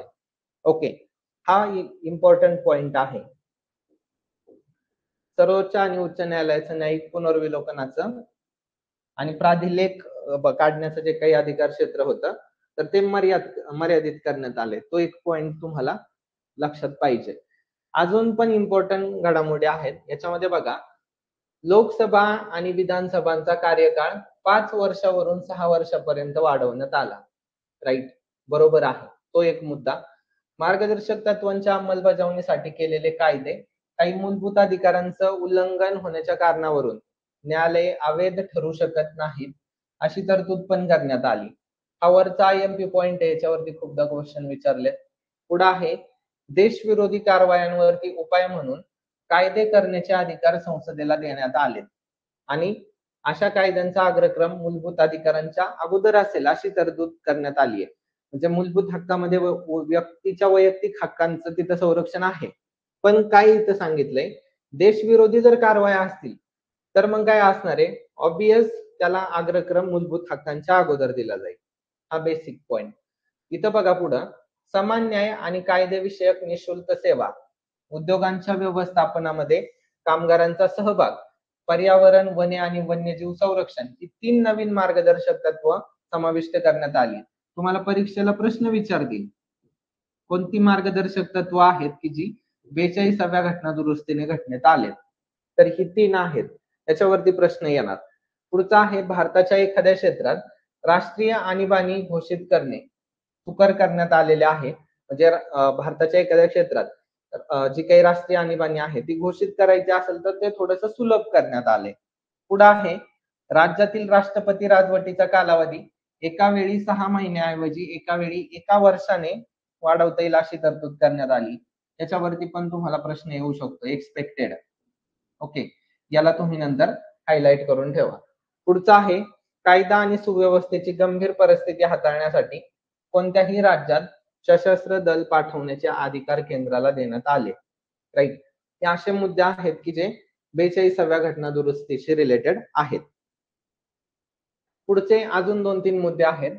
इथं बघा, शिक्षण, वने, वन्य पशु व पक्षी यांचं संरक्षण, वजन व मापे आणि न्याय व्यवस्थेचं प्रशासन, सर्वोच्च न्यायालय आणि उच्च न्यायालय वगळता इतर सर्व न्यायालयांचं संघटन आणि संरचना हे 5 विषय राज्य सूचीतून समवर्ती सूचीत हलवण्यात आले. तुम्हाला प्रश्न येणार की समवर्ती सूचीमधून इथं काय केलंय, सॉरी, राज्य सूचीतून समवर्ती सूचीत जे काही विषय समाविष्ट केलेत, तर ते विषय कोणते आहेत किंवा मग घटना दुरुस्ती कोणती आहे, असं काहीतरी क्वेश्चन येणार. हा IMP मुद्दा आहे, याला हायलाइट व्यवस्थित करून ठेवा. याच्यावरती क्वेश्चन येणार. पुढे आहे, संसदेत व विधानसभेत जनपूर्तीची आवश्यकता रद्द करण्यात आली. म्हणजे जे काही कोरम आहे थोडक्यात, तर ते रद्द करण्यात आलं. पुढे आहे, संसद सदस्य आणि संसदेच्या समित्या यांचे अधिकार, विशेषाधिकार वेळोवेळी ठरवण्याचे अधिकार संसदेला देण्यात आले. हे पण नाही विचारणार. पुढचा आहे, अखिल भारतीय न्यायिक सेवा निर्माण करण्यात आली. हा एक IMP पॉइंट आहे. हा एक लक्षात ठेवण्याचा प्रयत्न करा. म्हणजे ही होती तुमची 42वी घटना दुरुस्ती, की ह्या 42व्या घटना दुरुस्तीने एवढे बदल केलेले आहेत. म्हणजे याच्यावरती तुम्हाला क्वेश्चन येतील. आता आपण काय करू, की 43वी घटना दुरुस्ती पण लगेच बघून घेऊ, राईट. याच्यामध्ये 1977 चे आहे, न्यायिक पुनर्विलोकन आणि प्राधिलेख याबाबतचे सर्वोच्च न्यायालय आणि उच्च न्यायालय यांचे अधिकार क्षेत्र पुनर्स्थापित करण्यात आले. आपण पाहिले एका घटना दुरुस्तीत की ते रद्द करण्यात आले. इथं काय केलंय, पुनर्स्थापित केलेत. ते इथं मुद्दा लक्षात ठेवा. दुसरा मुद्दा आहे, देशविरोधी कारवाया हाताळण्याबाबत संसदेला देण्यात आलेले विशेष अधिकार काढून घेण्यात आले, राईट. आपण आताच पाहिलं होतं 42व्या घटना दुरुस्तीत, राईट, देशविरोधी कारवायांसाठी. तर ते इथं परत काय केलं, काढून घेण्यात आले ते अधिकार. म्हणजे 42व्या घटना दुरुस्तीत ते केल्यानंतर पुन्हा मग काढून घेण्यात आले. हा पॉइंट तिथं लक्षात ठेवण्याचा प्रयत्न करा. आता आपण काय करू, ठीक आहे, ही एक 44वी घटना दुरुस्ती बघू आणि पुन्हा प्रश्नाकडे जाऊ. एक अर्धा तास लागू शकतो किंवा 20 ते 25 मिनिटं. पुढे बघा, 44वी घटना दुरुस्ती 1978, बरोबर. तर ह्या घटना दुरुस्तीमध्ये काय झाले, तर बघा, लोकसभा आणि राज्य विधानसभेचा 5 वर्ष हा मूळ कार्यकाल पुनर्स्थापित केला. तुम्हाला एक बेस गोष्ट सांगितली होती, ज्या घटना दुरुस्त्या म्हणजे जे काही तरतुदी 42व्या घटना दुरुस्तीने केल्या, त्या इथं काय केल्यात, पूर्ववत केल्यात, राईट. इथे एक कीवर्ड लिहून देतो, पूर्ववत. म्हणजे इथं बघा, हा कार्यकाल पुन्हा पुनर्स्थापित करण्यात आलाय. लोकसभा आणि विधानसभा यांच्यामध्ये गणपूर्तीच्या आवश्यकतेची तरतूद पुनर्स्थापित करण्यात आली, राईट. ती मागे काय केली, रद्द केली. इथं काय की पुन्हा पुनर्स्थापित केली आहे ती. त्याच्यानंतर संसदेच्या विशेष अधिकाराच्या तरतुदी संदर्भात ब्रिटनच्या हाऊस ऑफ कॉमन्सचा संदर्भ वगळण्यात आला. हा एक महत्वाचा मुद्दा. संसद आणि राज्य विधिमंडळाच्या कामकाजासंबंधी वृत्तपत्रात प्रसिद्ध केलेल्या खऱ्या अहवालांसाठी घटनात्मक संरक्षण दिलं गेलं. तो एक पॉइंट तुम्हाला लक्षात ठेवायचा प्रयत्न करायचा आहे.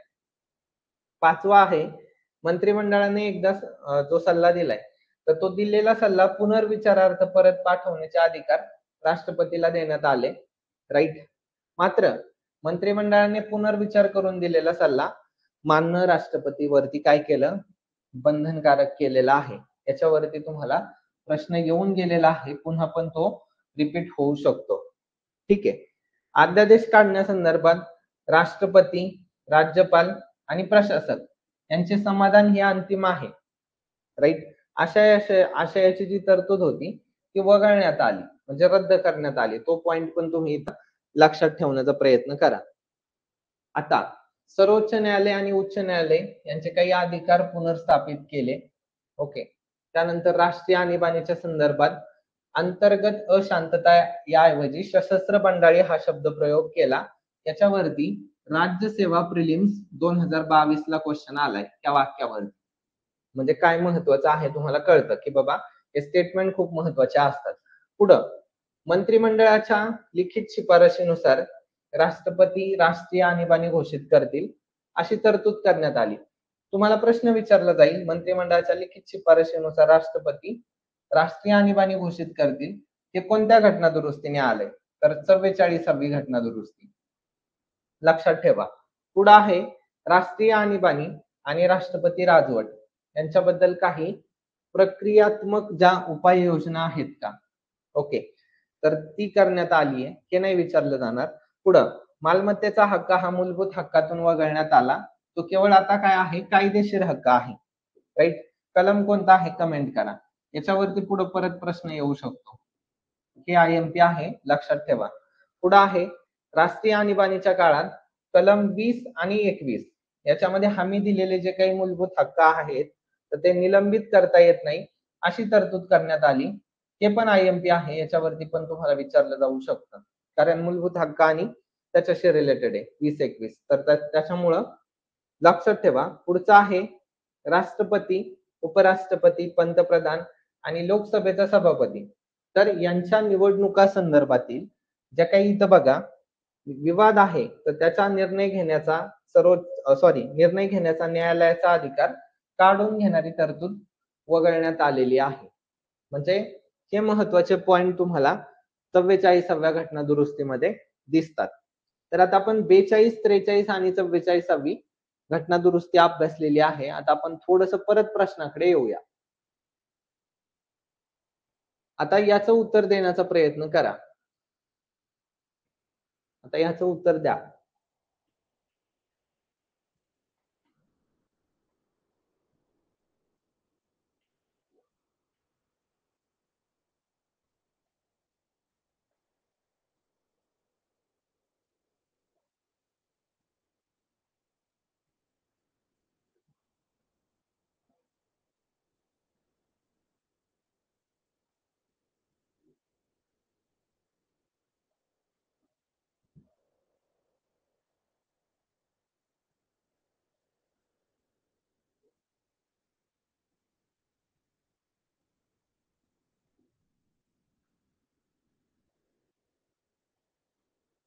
सगळ्यांना आवाज वगैरे येतोय का? याचं उत्तर देण्याचा प्रयत्न करा.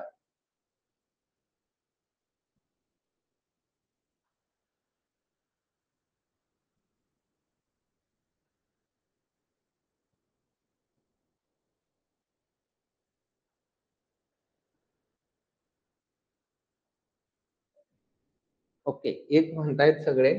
बघूया आपण. काय विचारलंय?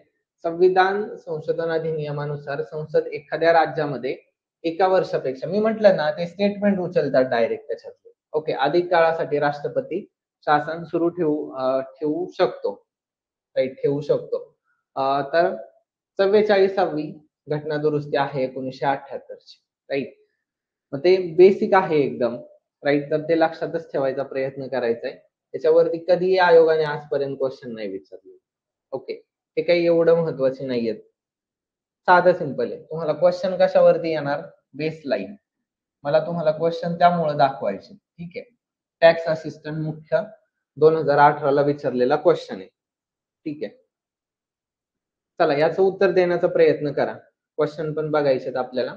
याचं उत्तर देण्याचा प्रयत्न करा. 30 सेकंद वेळ आहे फक्त.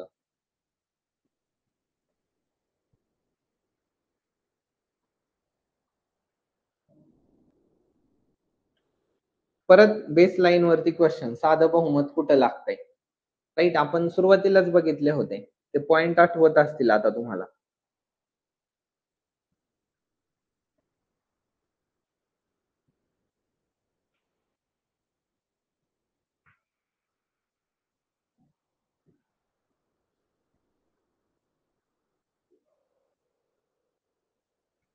ओके, 2 म्हणतायत. अजून काही वेगळं उत्तर आहे का कुणाचं?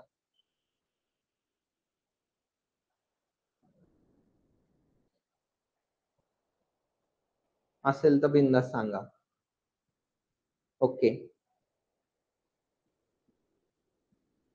तर बघा, 2 उत्तर म्हणतायत. बघू आपण बरोबर आहे का? ठीक आहे. साधं बहुमत आहे. आता नागरिकत्व, ऑब्वियस तो असणार आहे. मार्गदर्शक तत्व नाही येणार. राईट, म्हणजे हे बघा एलिमिनेशन टेक्निक शिकवतो. हे नाही येणार ना ब. ब असणारा ऑप्शन इथं आहे, इथं आहे, इथं आहे. राईट. परीक्षेत याला म्हणायचं smart technique. Okay, smart technique. म्हणजे जास्त डोकं नाही लावायचं. परीक्षेत तुम्हाला माहिती आहे ना, ते ब चुकीचंच आहे, मार्गदर्शक तत्व नाहीच आहे. तिथं विशेष बहुमत लागते, माहिती आहे समजा तुम्हाला. मग ब असणारा ऑप्शन पहिला आहे, तिसरा आहे, चौथा आहे. ते एवढं रामायण वाचतच बसायचं नाही. परीक्षेत ते फिक्सच असते. पॅटर्न असतो तो. स्मार्ट टेक्निक आपण जे म्हणतो ना 10 सेकंदात उत्तर, राईट? तर टॉपर लोक ही स्ट्रॅटेजी वापरतात. तुम्ही पण पक्के झाले पाहिजेत. तुम्ही एकदम ऍडव्हान्स लेवलला सगळं केलं पाहिजे अशी माझी इच्छा आहे, म्हणून तर एवढं सगळं चाललंय आपलं. ओके. आता इथं याचं उत्तर हे काय तुम्हाला सांगितलेलं आहे. हे येणार आहे आणि हे एक येईल त्याच्यामध्ये. हे नाही येणार. मूलभूत हक्क आणि मार्गदर्शक तत्त्व इथं विशेष आहे. हे आपलं क्लिअर झालंय. आता पुढचा क्वेश्चन घ्या. याचं उत्तर देण्याचा प्रयत्न करा. मी म्हटलं होतं ना क्वेश्चन मी भरपूर आणेल. क्वेश्चन तुमच्यासाठी भरपूर आणलेले आहेत. थोडा बाजूला होतो म्हणजे दिसेल तुम्हाला. उत्तर देण्याचा प्रयत्न करा.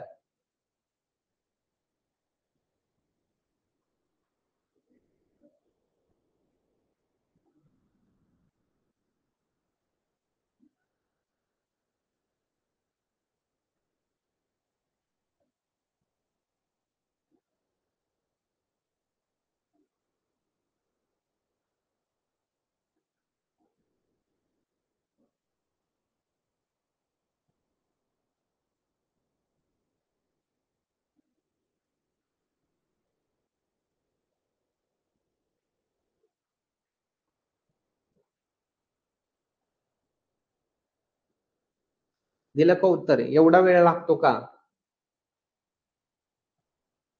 ओके. 3 म्हणतायत. ओके.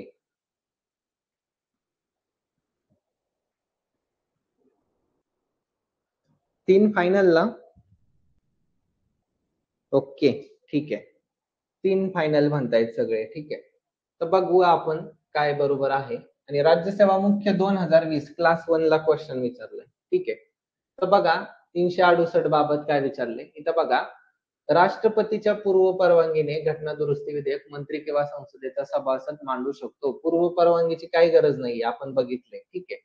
घटना दुरुस्ती विधेयकास मंजुरी देण्याबाबत संसदेच्या दोन्ही सभागृहामध्ये कोंडी निर्माण झाल्यास संयुक्त बैठकीची तरतूद आहे म्हटलंय, नाहीये तरतूद. राईट. सामान्य विधेयकाबाबत आहे, याच्याबाबत नाहीये. हे दुसरं पण चुकलं म्हणजे.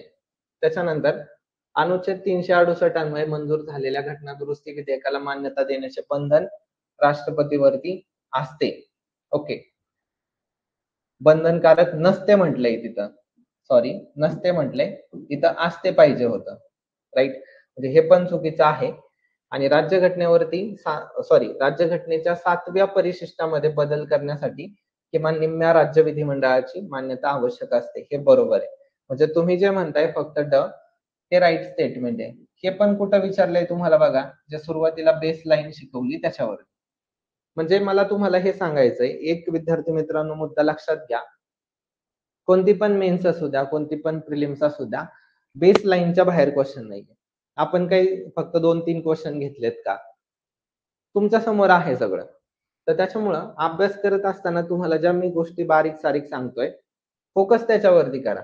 राइट. बाकी कोण काय सांगतंय त्याच्यावरती जास्त फोकस करू नका. पुढचा बघा. त्या प्रश्नाचं उत्तर देण्याचा प्रयत्न करा.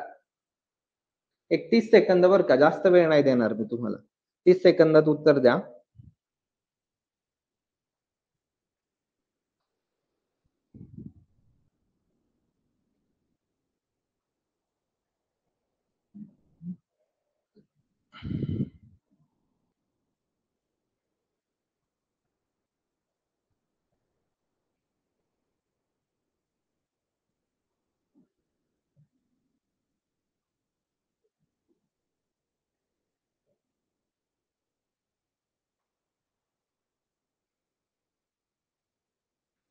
चला, टाईम अप. दिलं का सगळ्यांनी उत्तर? ओके. उत्तर नाही दिलं. ठीक आहे. बघू आपण. संविधानात केलेली घटना दुरुस्ती असं तिथं म्हटलंय. याच्यामध्ये बघा 10वी घटना दुरुस्ती दादरा नगर हवेली भारतीय संघराज्यात समावेश आणि हे याच्यावरती अलीकडं ग्रुप बी ला का सी ला मला वाटतंय क्वेश्चन विचारलाय. म्हणजे तुम्ही बघा किती इम्पॉर्टंट चॅप्टर आहे. 12वी घटना सॉरी हे पहिलं बरोबर आहे. दुसरं आहे 12वी घटना दुरुस्ती गोवा दमण दीव भारतीय संघराज्यात एकीकृत हे पण बरोबर आहे. 15वी घटना दुरुस्ती उच्च न्यायालयाच्या न्यायाधीशांचा कार्यकाळ 60 वरून 62 केला. हे IMP आहे. हे पुन्हा पण रिपीट होऊ शकतं. हे बरोबर आहे. ओके. हे पण बरोबर आहे. 16वी घटना दुरुस्ती केंद्रशासित प्रदेश पॉंडिचेरी मणिपूर. हा हे चुकीचं आहे. ओके. आता ह्या ज्या 10वी 12वी घटना दुरुस्ती आहे 14वी वगैरे, त्या इम्पॉर्टंटच आहेत. त्या आपण एक सलग बघून घेऊ लगेच. ओके. म्हणजे तुमचा डाउट तिथं क्लिअर होऊन जाईल. ओके. काही महत्त्वाच्या घटना दुरुस्त्या आहेत. बघा इकडे लक्ष द्या. 9वी घटना दुरुस्ती 1960 ची. इथं काय केलंय, भारत-पाकिस्तान करारामध्ये तरतूद केली. त्याच्याप्रमाणे पश्चिम बंगालमधलं जे बेरोजगारी आहे, तर ते भारतीय क्षेत्र पाकिस्तानला तत्कालीन जो पूर्व हे होता म्हणजे पूर्व पाकिस्तान सध्याचा बांगलादेश हे सुलभ केलं होतं द्यायचं. ओके. ती आहे 9वी घटना दुरुस्ती. 10वी मध्ये बघा 1961 ची दादरा आणि नगर हवेली यांचा भारतीय संघराज्यात समावेश. हे एकच आहे. एवढं काही नाहीये. 11वी घटना दुरुस्ती पण लक्षात ठेवा त्याच्यामध्ये येते म्हणून. उपराष्ट्रपतीच्या निवडणुकीच्या पद्धतीमध्ये बदल करून संसदेच्या दोन्ही सभागृहांच्या संयुक्त बैठकीऐवजी निर्वाचन मंडळाची तरतूद करण्यात आली. हे आलेलं नाहीये, एक्सपेक्टेड आहे आणि येणार 100%. ओके, लक्षातच ठेवायचं. पुढे दुसरा मुद्दा आहे निर्वाचन मंडळात असलेल्या रिक्त पदाच्या कारणावरून राष्ट्रपती किंवा उपराष्ट्रपती यांच्या काय केलं निवडणुकीला आव्हान देता येणार नाही ही तरतूद. म्हणजे 11वी घटना दुरुस्ती कधीतरी आयोगाकडून रिफ्लेक्ट होईल आता.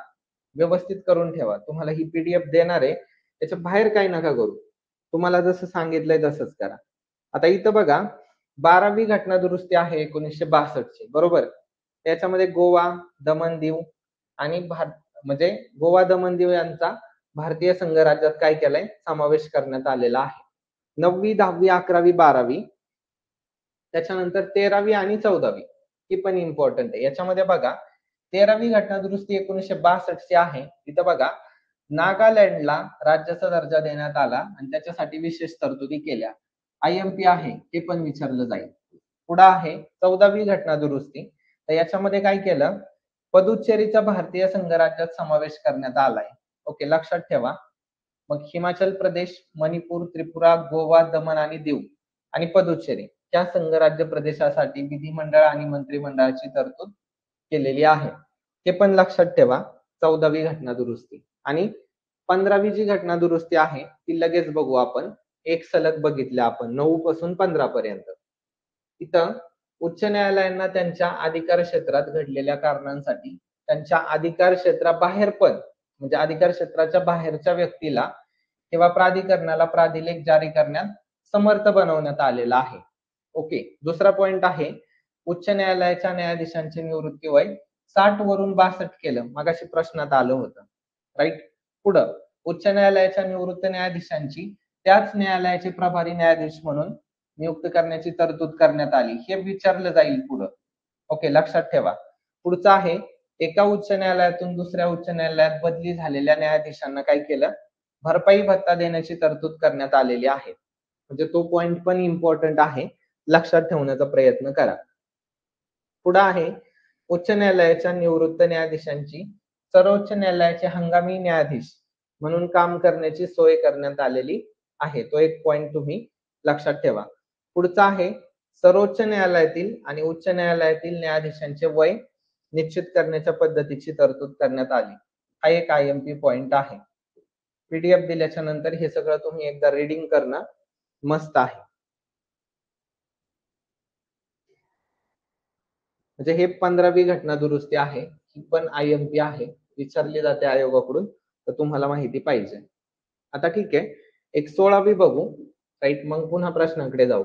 16वी घटना दुरुस्ती जी आहे तर बघा भारताच्या अखंडता आणि सार्वभौमत्वाच्या हिताच्या दृष्टिकोनातून भाषणाचे जे अभिव्यक्ती स्वातंत्र्य आहे शांततापूर्वक एकत्र येणे संस्था स्थापन करणे याच्यावरती आणखी काही बंधन घालण्याला सक्षम केलं. याच्यावरती ग्रुप सी ला क्वेश्चन येऊन गेलाय प्रिलिम्सला.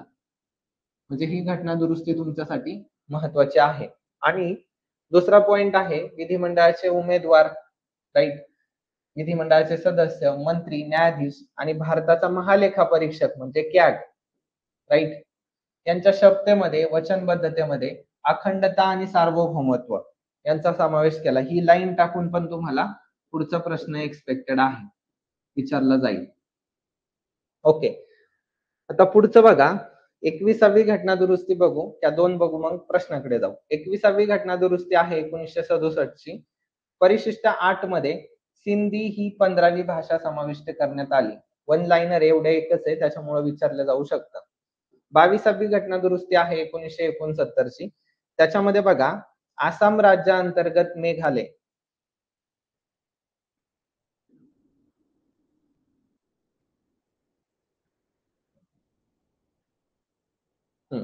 तर आसाम राज्याअंतर्गत मेघालय हे नवस्वायत्त राज्य स्थापन करणे सुलभ करण्यात आलेला आहे. तो एक पॉइंट तिथं लक्षात ठेवण्याचा प्रयत्न करा. ओके, 22वी घटना दुरुस्ती 1969 ची इथं दिसत असेल तुम्हाला.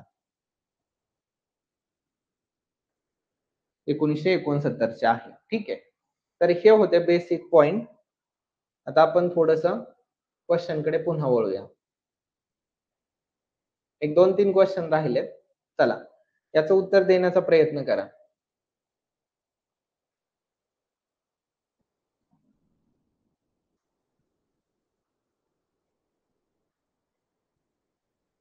ही विधाने विचारात घ्या. चला सांगा याचं उत्तर.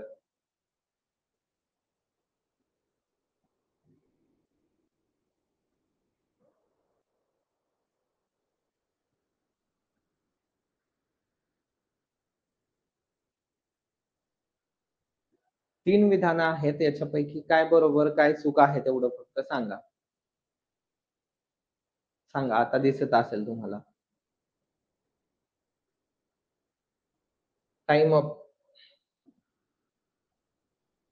तर याच्यामध्ये बघा, योग्य पर्याय विचारलाय तुम्हाला, बरोबर.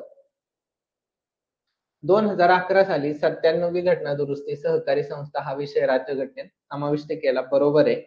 1901 सी याच्यामध्ये सहकारी संस्था स्थापन करण्याचा अधिकार बहाल केला, हे पण बरोबर आहे. राईट. आणि काय दिले, लॉर्ड कर्झन यांच्या कारकिर्दीत भारतातील पहिला सहकारी कायदा पारित केला. हा थोडासा एक हिस्ट्रीचा पण रेफरन्स आहे इथं घेतला त्यांनी. पण ही पहिली दोन स्टेटमेंट बरोबर आहे. राईट, पहिली दोन बरोबर आहे. आणि बरोबर आणि किती नाही बरोबर. पण जर इतिहास तुम्ही व्यवस्थित वाचलेला असेल, सहकारी कायदा वगैरे, लॉर्ड कर्झन होता. म्हणजे इतिहासात जर महाजन सरांचं पुस्तक ज्यांनी वाचलं असेल, राईट, तर त्यांना लगेच क्लिक झाला असेल. म्हणजे आपल्या बेस नॉलेजला धरूनच क्वेश्चन आहे. ओके, बेस लाईनच आहे ही पण. हे काही खूप ऍडव्हान्स आहे असं आहे का? बिलकुल नाहीये. चला, याचं उत्तर देण्याचा प्रयत्न करा.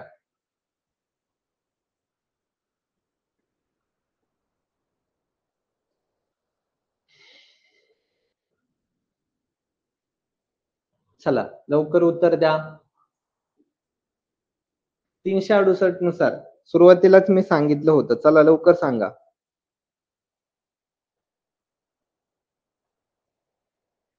किती पद्धती सांगितल्या होत्या? 3 का 4 सांगितल्या होत्या? सांगा बरं लवकर. 3 होत्या ना? बरोबर का? की 4 होत्या?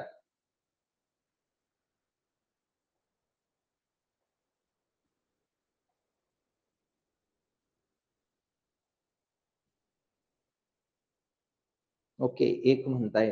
ठीक आहे.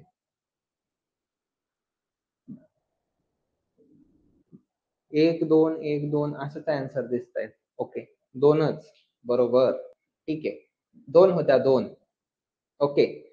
आणि ते कोणते होते ते पण सांगितलं होतं. 368, 1 आणि 2 अशा होत्या. एक 368च्या बाहेर आहे, त्याला साधं बहुमत. राईट, त्याचं साधं बहुमत आहे. साधं बहुमत. आता हे पाठ झालं पाहिजे तुमचं. इथं एक विशेष आहे, राईट. एक इथं विशेष बहुमत प्लस राज्य आहे, निम्मे राज्य, राईट. एवढं तर बेसिक मी तुम्हाला कायम सांगितलंय. आणि मग तर चुकायला पाहिजे का तुमचं? चला, याचं उत्तर द्या. आता प्रश्नांच्या सरावातून तुमचा हा टॉपिक परफेक्ट करून घेतलाय. आता म्हणायचं नाही की हा टॉपिक अवघड आहे म्हणून. चला, याचं उत्तर देण्याचा प्रयत्न करा. या प्रश्नाचं उत्तर द्या. गट क पूर्व नोव्हेंबरचे आहेत 2022 ची. चला, आताच बघितलं हे. आता हे जर कुणाचं चुकलं तर बघा, आताच शिकून झालंय. सार्वभौमत्व आणि एकात्मता शब्द आला होता. याचं उत्तर लवकर देण्याचा प्रयत्न करा.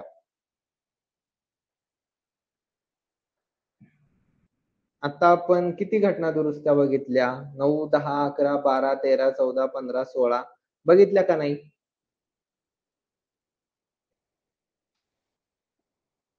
मग 16वी घटना दुरुस्ती हे त्याचं उत्तर आहे. ते आलं होतं त्याच्यामध्ये. बरोबर. 14वी बघितली आपण. राइट. आता हे पुढे येतीलच. राइट. पीडीएफ मध्ये आहे सगळं. त्याचा नका लोड घेऊ. तुमचं सगळं तिथेच कव्हर होऊन जाईल.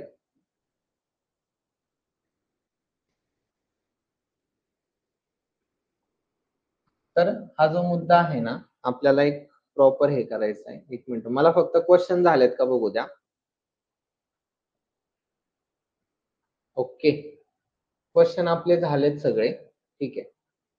आता तुम्हाला त्या घटना दुरुस्त्या झाल्यात. ठीक आहे.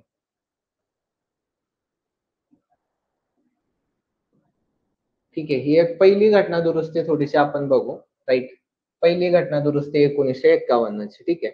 तर ह्या पहिल्या घटना दुरुस्तीमध्ये बघा, सामाजिक आणि आर्थिक दृष्ट्या मागास वर्गाच्या उन्नतीसाठी विशेष तरतुदी करण्यात आल्या. म्हणजे राज्यांना सक्षम केलं तिथं. मालमत्ता ताब्यात घेणे असेल. राइट. तर एकच मिनिटं. तर जमीन सुधारणा असेल. ओके. जमीन सुधारणा आणि त्यातील इतर कायद्यांचं न्यायिक पुनर्विलोकन असेल, तर त्याच्यापासून संरक्षण करण्यासाठी परिशिष्ट 9 समाविष्ट करण्यात आलंय. हे तिसरा पॉइंट महत्वाचा नाही, पण हा जो पहिला पॉइंट आहे ना, इम्पॉर्टंट आहे. लक्षात ठेवा. 4थ्यामध्ये बघा हा पॉइंट, भाषण आणि अभिव्यक्तीच्या स्वातंत्र्यावरील निर्णयामध्ये सार्वजनिक जे काही मुद्दे आहेत, म्हणजे बघा, भाषण आणि अभिव्यक्ती स्वातंत्र्यावरील निर्णयामध्ये सार्वजनिक सुव्यवस्था, परदेशांशी मैत्रीपूर्ण संबंध आणि गुन्ह्याला प्रवृत्त करणे या 3 नवीन कारणांचा इथं काय केलाय, समावेश करण्यात आलाय. पुढं याशिवाय निर्बंध वाजवी आणि त्यांचे स्वरूप दाद मागण्याजोगे बनवले. ओके. म्हणजे तो एक पॉइंट आहे अभिव्यक्ती स्वातंत्र्याबाबतचा. पुढचा, राज्य व्यापार, राज्याने कोणत्याही व्यापार व उद्योगाचं राष्ट्रीयकरण करणं, त्याच्यामुळे व्यापार अथवा उद्योग करण्याच्या मूलभूत हक्कांचे उल्लंघन होते. या कारणावरून ते अवैध नाही अशी तरतूद केलेली आहे. म्हणजे ही पहिली घटना दुरुस्ती आहे म्हणून ती पण लक्षात ठेवा. 7वी घटना दुरुस्ती इम्पॉर्टंट आहे. ओके. 7वी घटना दुरुस्ती इम्पॉर्टंट आहे. काय इम्पॉर्टंट आहे? तर ते पण लक्षात ठेवा. तर ह्या 7व्या घटना दुरुस्तीमध्ये बघा, अस्तित्वात असलेले, त्यावेळी अस्तित्वात असलेले जे राज्यांचे भाग होते, भाग ए मधील राज्य, भाग बी मधील, भाग ए, बी, सी, डी होते तेव्हा. बरोबर. ते जे वर्गीकरण आहे ते रद्द करण्यात आलं आणि या राज्यांचं 14 आणि 6 म्हणजे 14 राज्य आणि 6 संघ राज्य प्रदेशात पुनर्संघटन करण्यात आलेलं आहे. तो एक मुद्दा लक्षात ठेवा. उच्च न्यायालयाचे अधिकार क्षेत्र संघराज्य प्रदेशाला लागू करण्यात आले. तो एक पॉइंट आहे. त्याच्यानंतर 2 किंवा अधिक राज्यांसाठी संयुक्त उच्च न्यायालय स्थापन करण्याची तरतूद. हे एक्सपेक्टेड आहे. हे तुम्हाला विचारलं जाऊ शकतं. ठीक आहे. त्यानंतर उच्च न्यायालयात अतिरिक्त आणि प्रभावी न्यायाधीश नियुक्त करण्याची तरतूद. हे पण आयएमपी आहे. हे पण तुम्हाला विचारलं जाऊ शकतं. तर हे मुद्दे आहेत 7व्या घटना दुरुस्तीबाबत. ठीक आहे. म्हणजे अशा काही महत्त्वाच्या घटना दुरुस्त्या आपण इथं बघितल्यात. तुम्हाला इथपर्यंत जे काही झालंय ते समजलंय का मला फक्त ते सांगा. ठीक आहे. ही एक घटना दुरुस्ती महत्त्वाची आहे. राइट. तुम्हाला पीडीएफ शेअर करेलच. बाकीचं तुम्ही छोटं वाचून पण घेऊ शकता. 24वी घटना दुरुस्ती 1971 ची इम्पॉर्टंट आहे. मूलभूत अधिकारांसह राज्यघटनेच्या कोणत्याही भागात बदल करण्याचा संसदेचा अधिकार प्रतिपादित करण्यात आलाय आणि घटना दुरुस्ती विधेयकाला मान्यता देणे राष्ट्रपतींवरती बंधनकारक करण्यात आले. मी मगाशीच म्हटलं होतं तुम्हाला सुरुवातीला चॅप्टरला. हे 2 मुद्दे आयएमपी आहेत. त्याच्यानंतर जी 35वी घटना दुरुस्ती आहे आणि 36वी ती एक लक्षात ठेवा. ती 25वी पण तुम्ही वाचून घेऊ शकता. फक्त इथं लक्षात ठेवा 25व्या घटना दुरुस्ती 1971 बाबत हा पहिला पॉइंट. मालमत्तेचा हक्क हा मूलभूत हक्क मर्यादित केलाय. तो पॉइंट. 35व्या घटना दुरुस्ती 1974 ची आहे आणि 36वी 1975 ची आहे. 35वी जी होती त्याने भारतीय संघराज्याचे सहयोगी राज्य हा दर्जा सिक्कीम राज्याला देण्यात आला. म्हणजे काय झालं, सिक्कीम हे भारतीय संघराज्याचं सहयोगी राज्य बनल्याबाबतच्या अटी शर्ती असलेलं जे परिशिष्ट 10 आहे, तर ते राज्यघटनेत नव्याने समाविष्ट करण्यात आलेलं आहे. आणि 36वी घटना दुरुस्तीनुसार सिक्कीमला भारतीय संघराज्यातील राज्याचा दर्जा देण्यात आला आणि परिशिष्ट 10 काय केलं, रद्द केलं, जे आधी इथं होतं. साधं सिंपल. म्हणजे 36वी घटना दुरुस्ती 1975 ची आहे आणि 35वी 1974 ची आहे. हा पॉइंट फक्त तिथं लक्षात ठेवण्याचा प्रयत्न करा. म्हणजे अशा स्वरूपात आपण हा टॉपिक प्रश्नाच्या माध्यमातून, काही घटना दुरुस्त्यांच्या माध्यमातून तर तो आपण कव्हर केलेला आहे.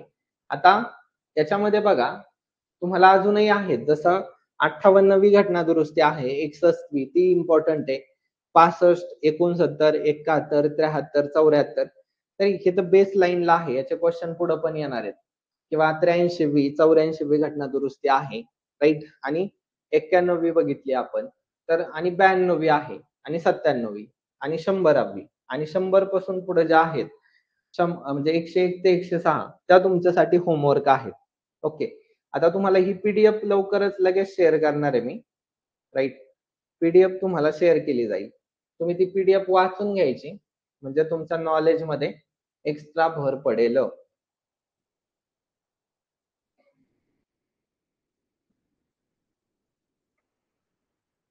ओके. आता तुम्हाला बेसिक सांगतो. त्या चॅप्टर बाबत काय करायचे ते लक्षात घ्या.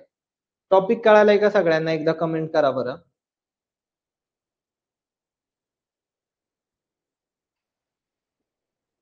टॉपिक समजलाय का सगळ्यांना?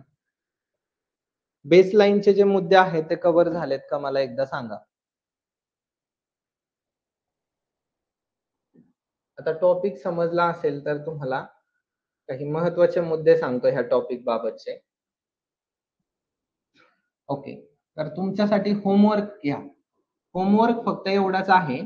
ओके. काहीच नाहीये. ओके. लिटल बिट फक्त एक 10 मिनिटं लागतील एवढा ठेवलाय. काय करायचंय तुम्हाला? 101 पासून 106 पर्यंत ज्या लेटेस्ट घटना दुरुस्त्या आहेत का, त्या कशाशी संबंधित आहे किंवा त्याच्यात काय तरतुदी केल्यात, तर त्या तेवढ्या करायच्या, राईट. घटना दुरुस्ती. बाकी ह्या चॅप्टर मध्ये तुमचं फुल अँड फायनल झालंय, राईट. फक्त काय करायचे तुम्हाला? 21,000 मधून PYQ करायचे, राईट. म्हणजे हा टॉपिक तुमचा फायनल झाला. याच्या बाहेर तुम्हाला काहीच येणार नाही. फक्त हे लेटेस्ट घटना दुरुस्ती करायच्यात. आणि मी जी पीडीएफ दिली आहे का, त्याच्यात ज्या आजच्या लेक्चर मधून फक्त एक 5-6 राहिल्या असतील डिस्कस करायच्या, तर त्या फक्त काही की वाचून घ्यायच्या. त्या वाचून घेतल्या तरी तुम्हाला समजणार आहे. तरतुदीच आहेत त्याच्यामध्ये आणि इम्पॉर्टंटच टाकल्यात की ज्याच्यावरती प्रश्न येतील. ओके. त्याच्या बाहेर तुम्हाला काही विचारलं जाणार नाहीये. अशा स्वरूपात हा टॉपिक फायनल झालेला आहे. डन. याच्यावरती आता काही तुमचे डाऊट नसतील. असतील तरी विचारा. कमेंट बॉक्स मध्ये बिंदास विचारा, काही डाऊट असतील तर तुम्हाला. ते क्लिअर करतो.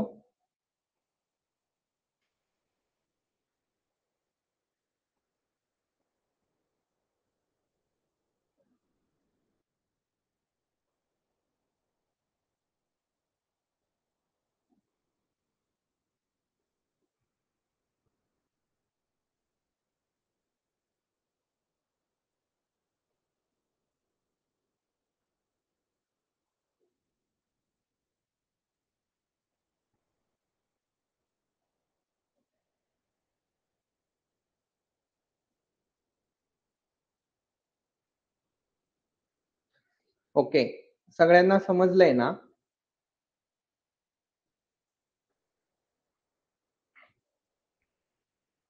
कमेंट करा. चला, समजलं असेल तर सांगा.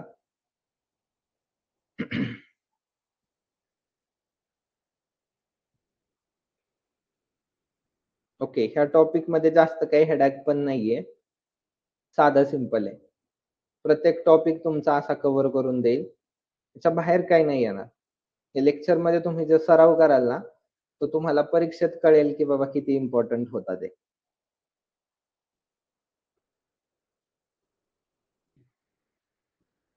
ओके.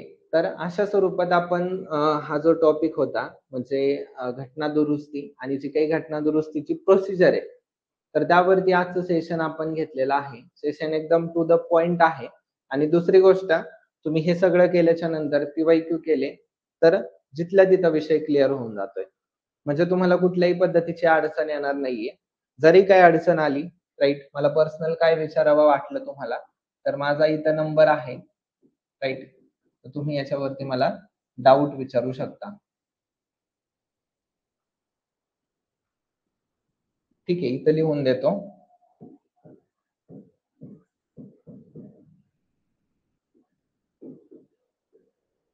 (9284352810). ओके. तर थांबूयात आपण. राईट, आता नेक्स्ट सेशन कधी असेल, उद्या असेल संध्याकाळी की परवा असेल, त्याच्याबाबत अपडेट देईल. पण उद्या आपलं करंट अफेअर्सचं लेक्चर आहे, हे विसरू नका. जे काही महत्वाचे बुक्स आणि पोर्टल आहेत, तर ते आपण प्रॉपर कव्हर करणार आहोत. एकदम पिक्चर प्रेझेंटेशनद्वारे प्रॉपर सांगेल. एक्झामची डिमांड जशी आहे आणि तुम्हाला समजेल अशा एकदम सोप्या भाषेमध्ये. पुन्हा एकदा आपण उद्या भेटणारच आहोत, तर त्याचं टाइम टेबल वगैरे उद्या मी शेअर करेलच. Thank so much. थांबूयात आपण.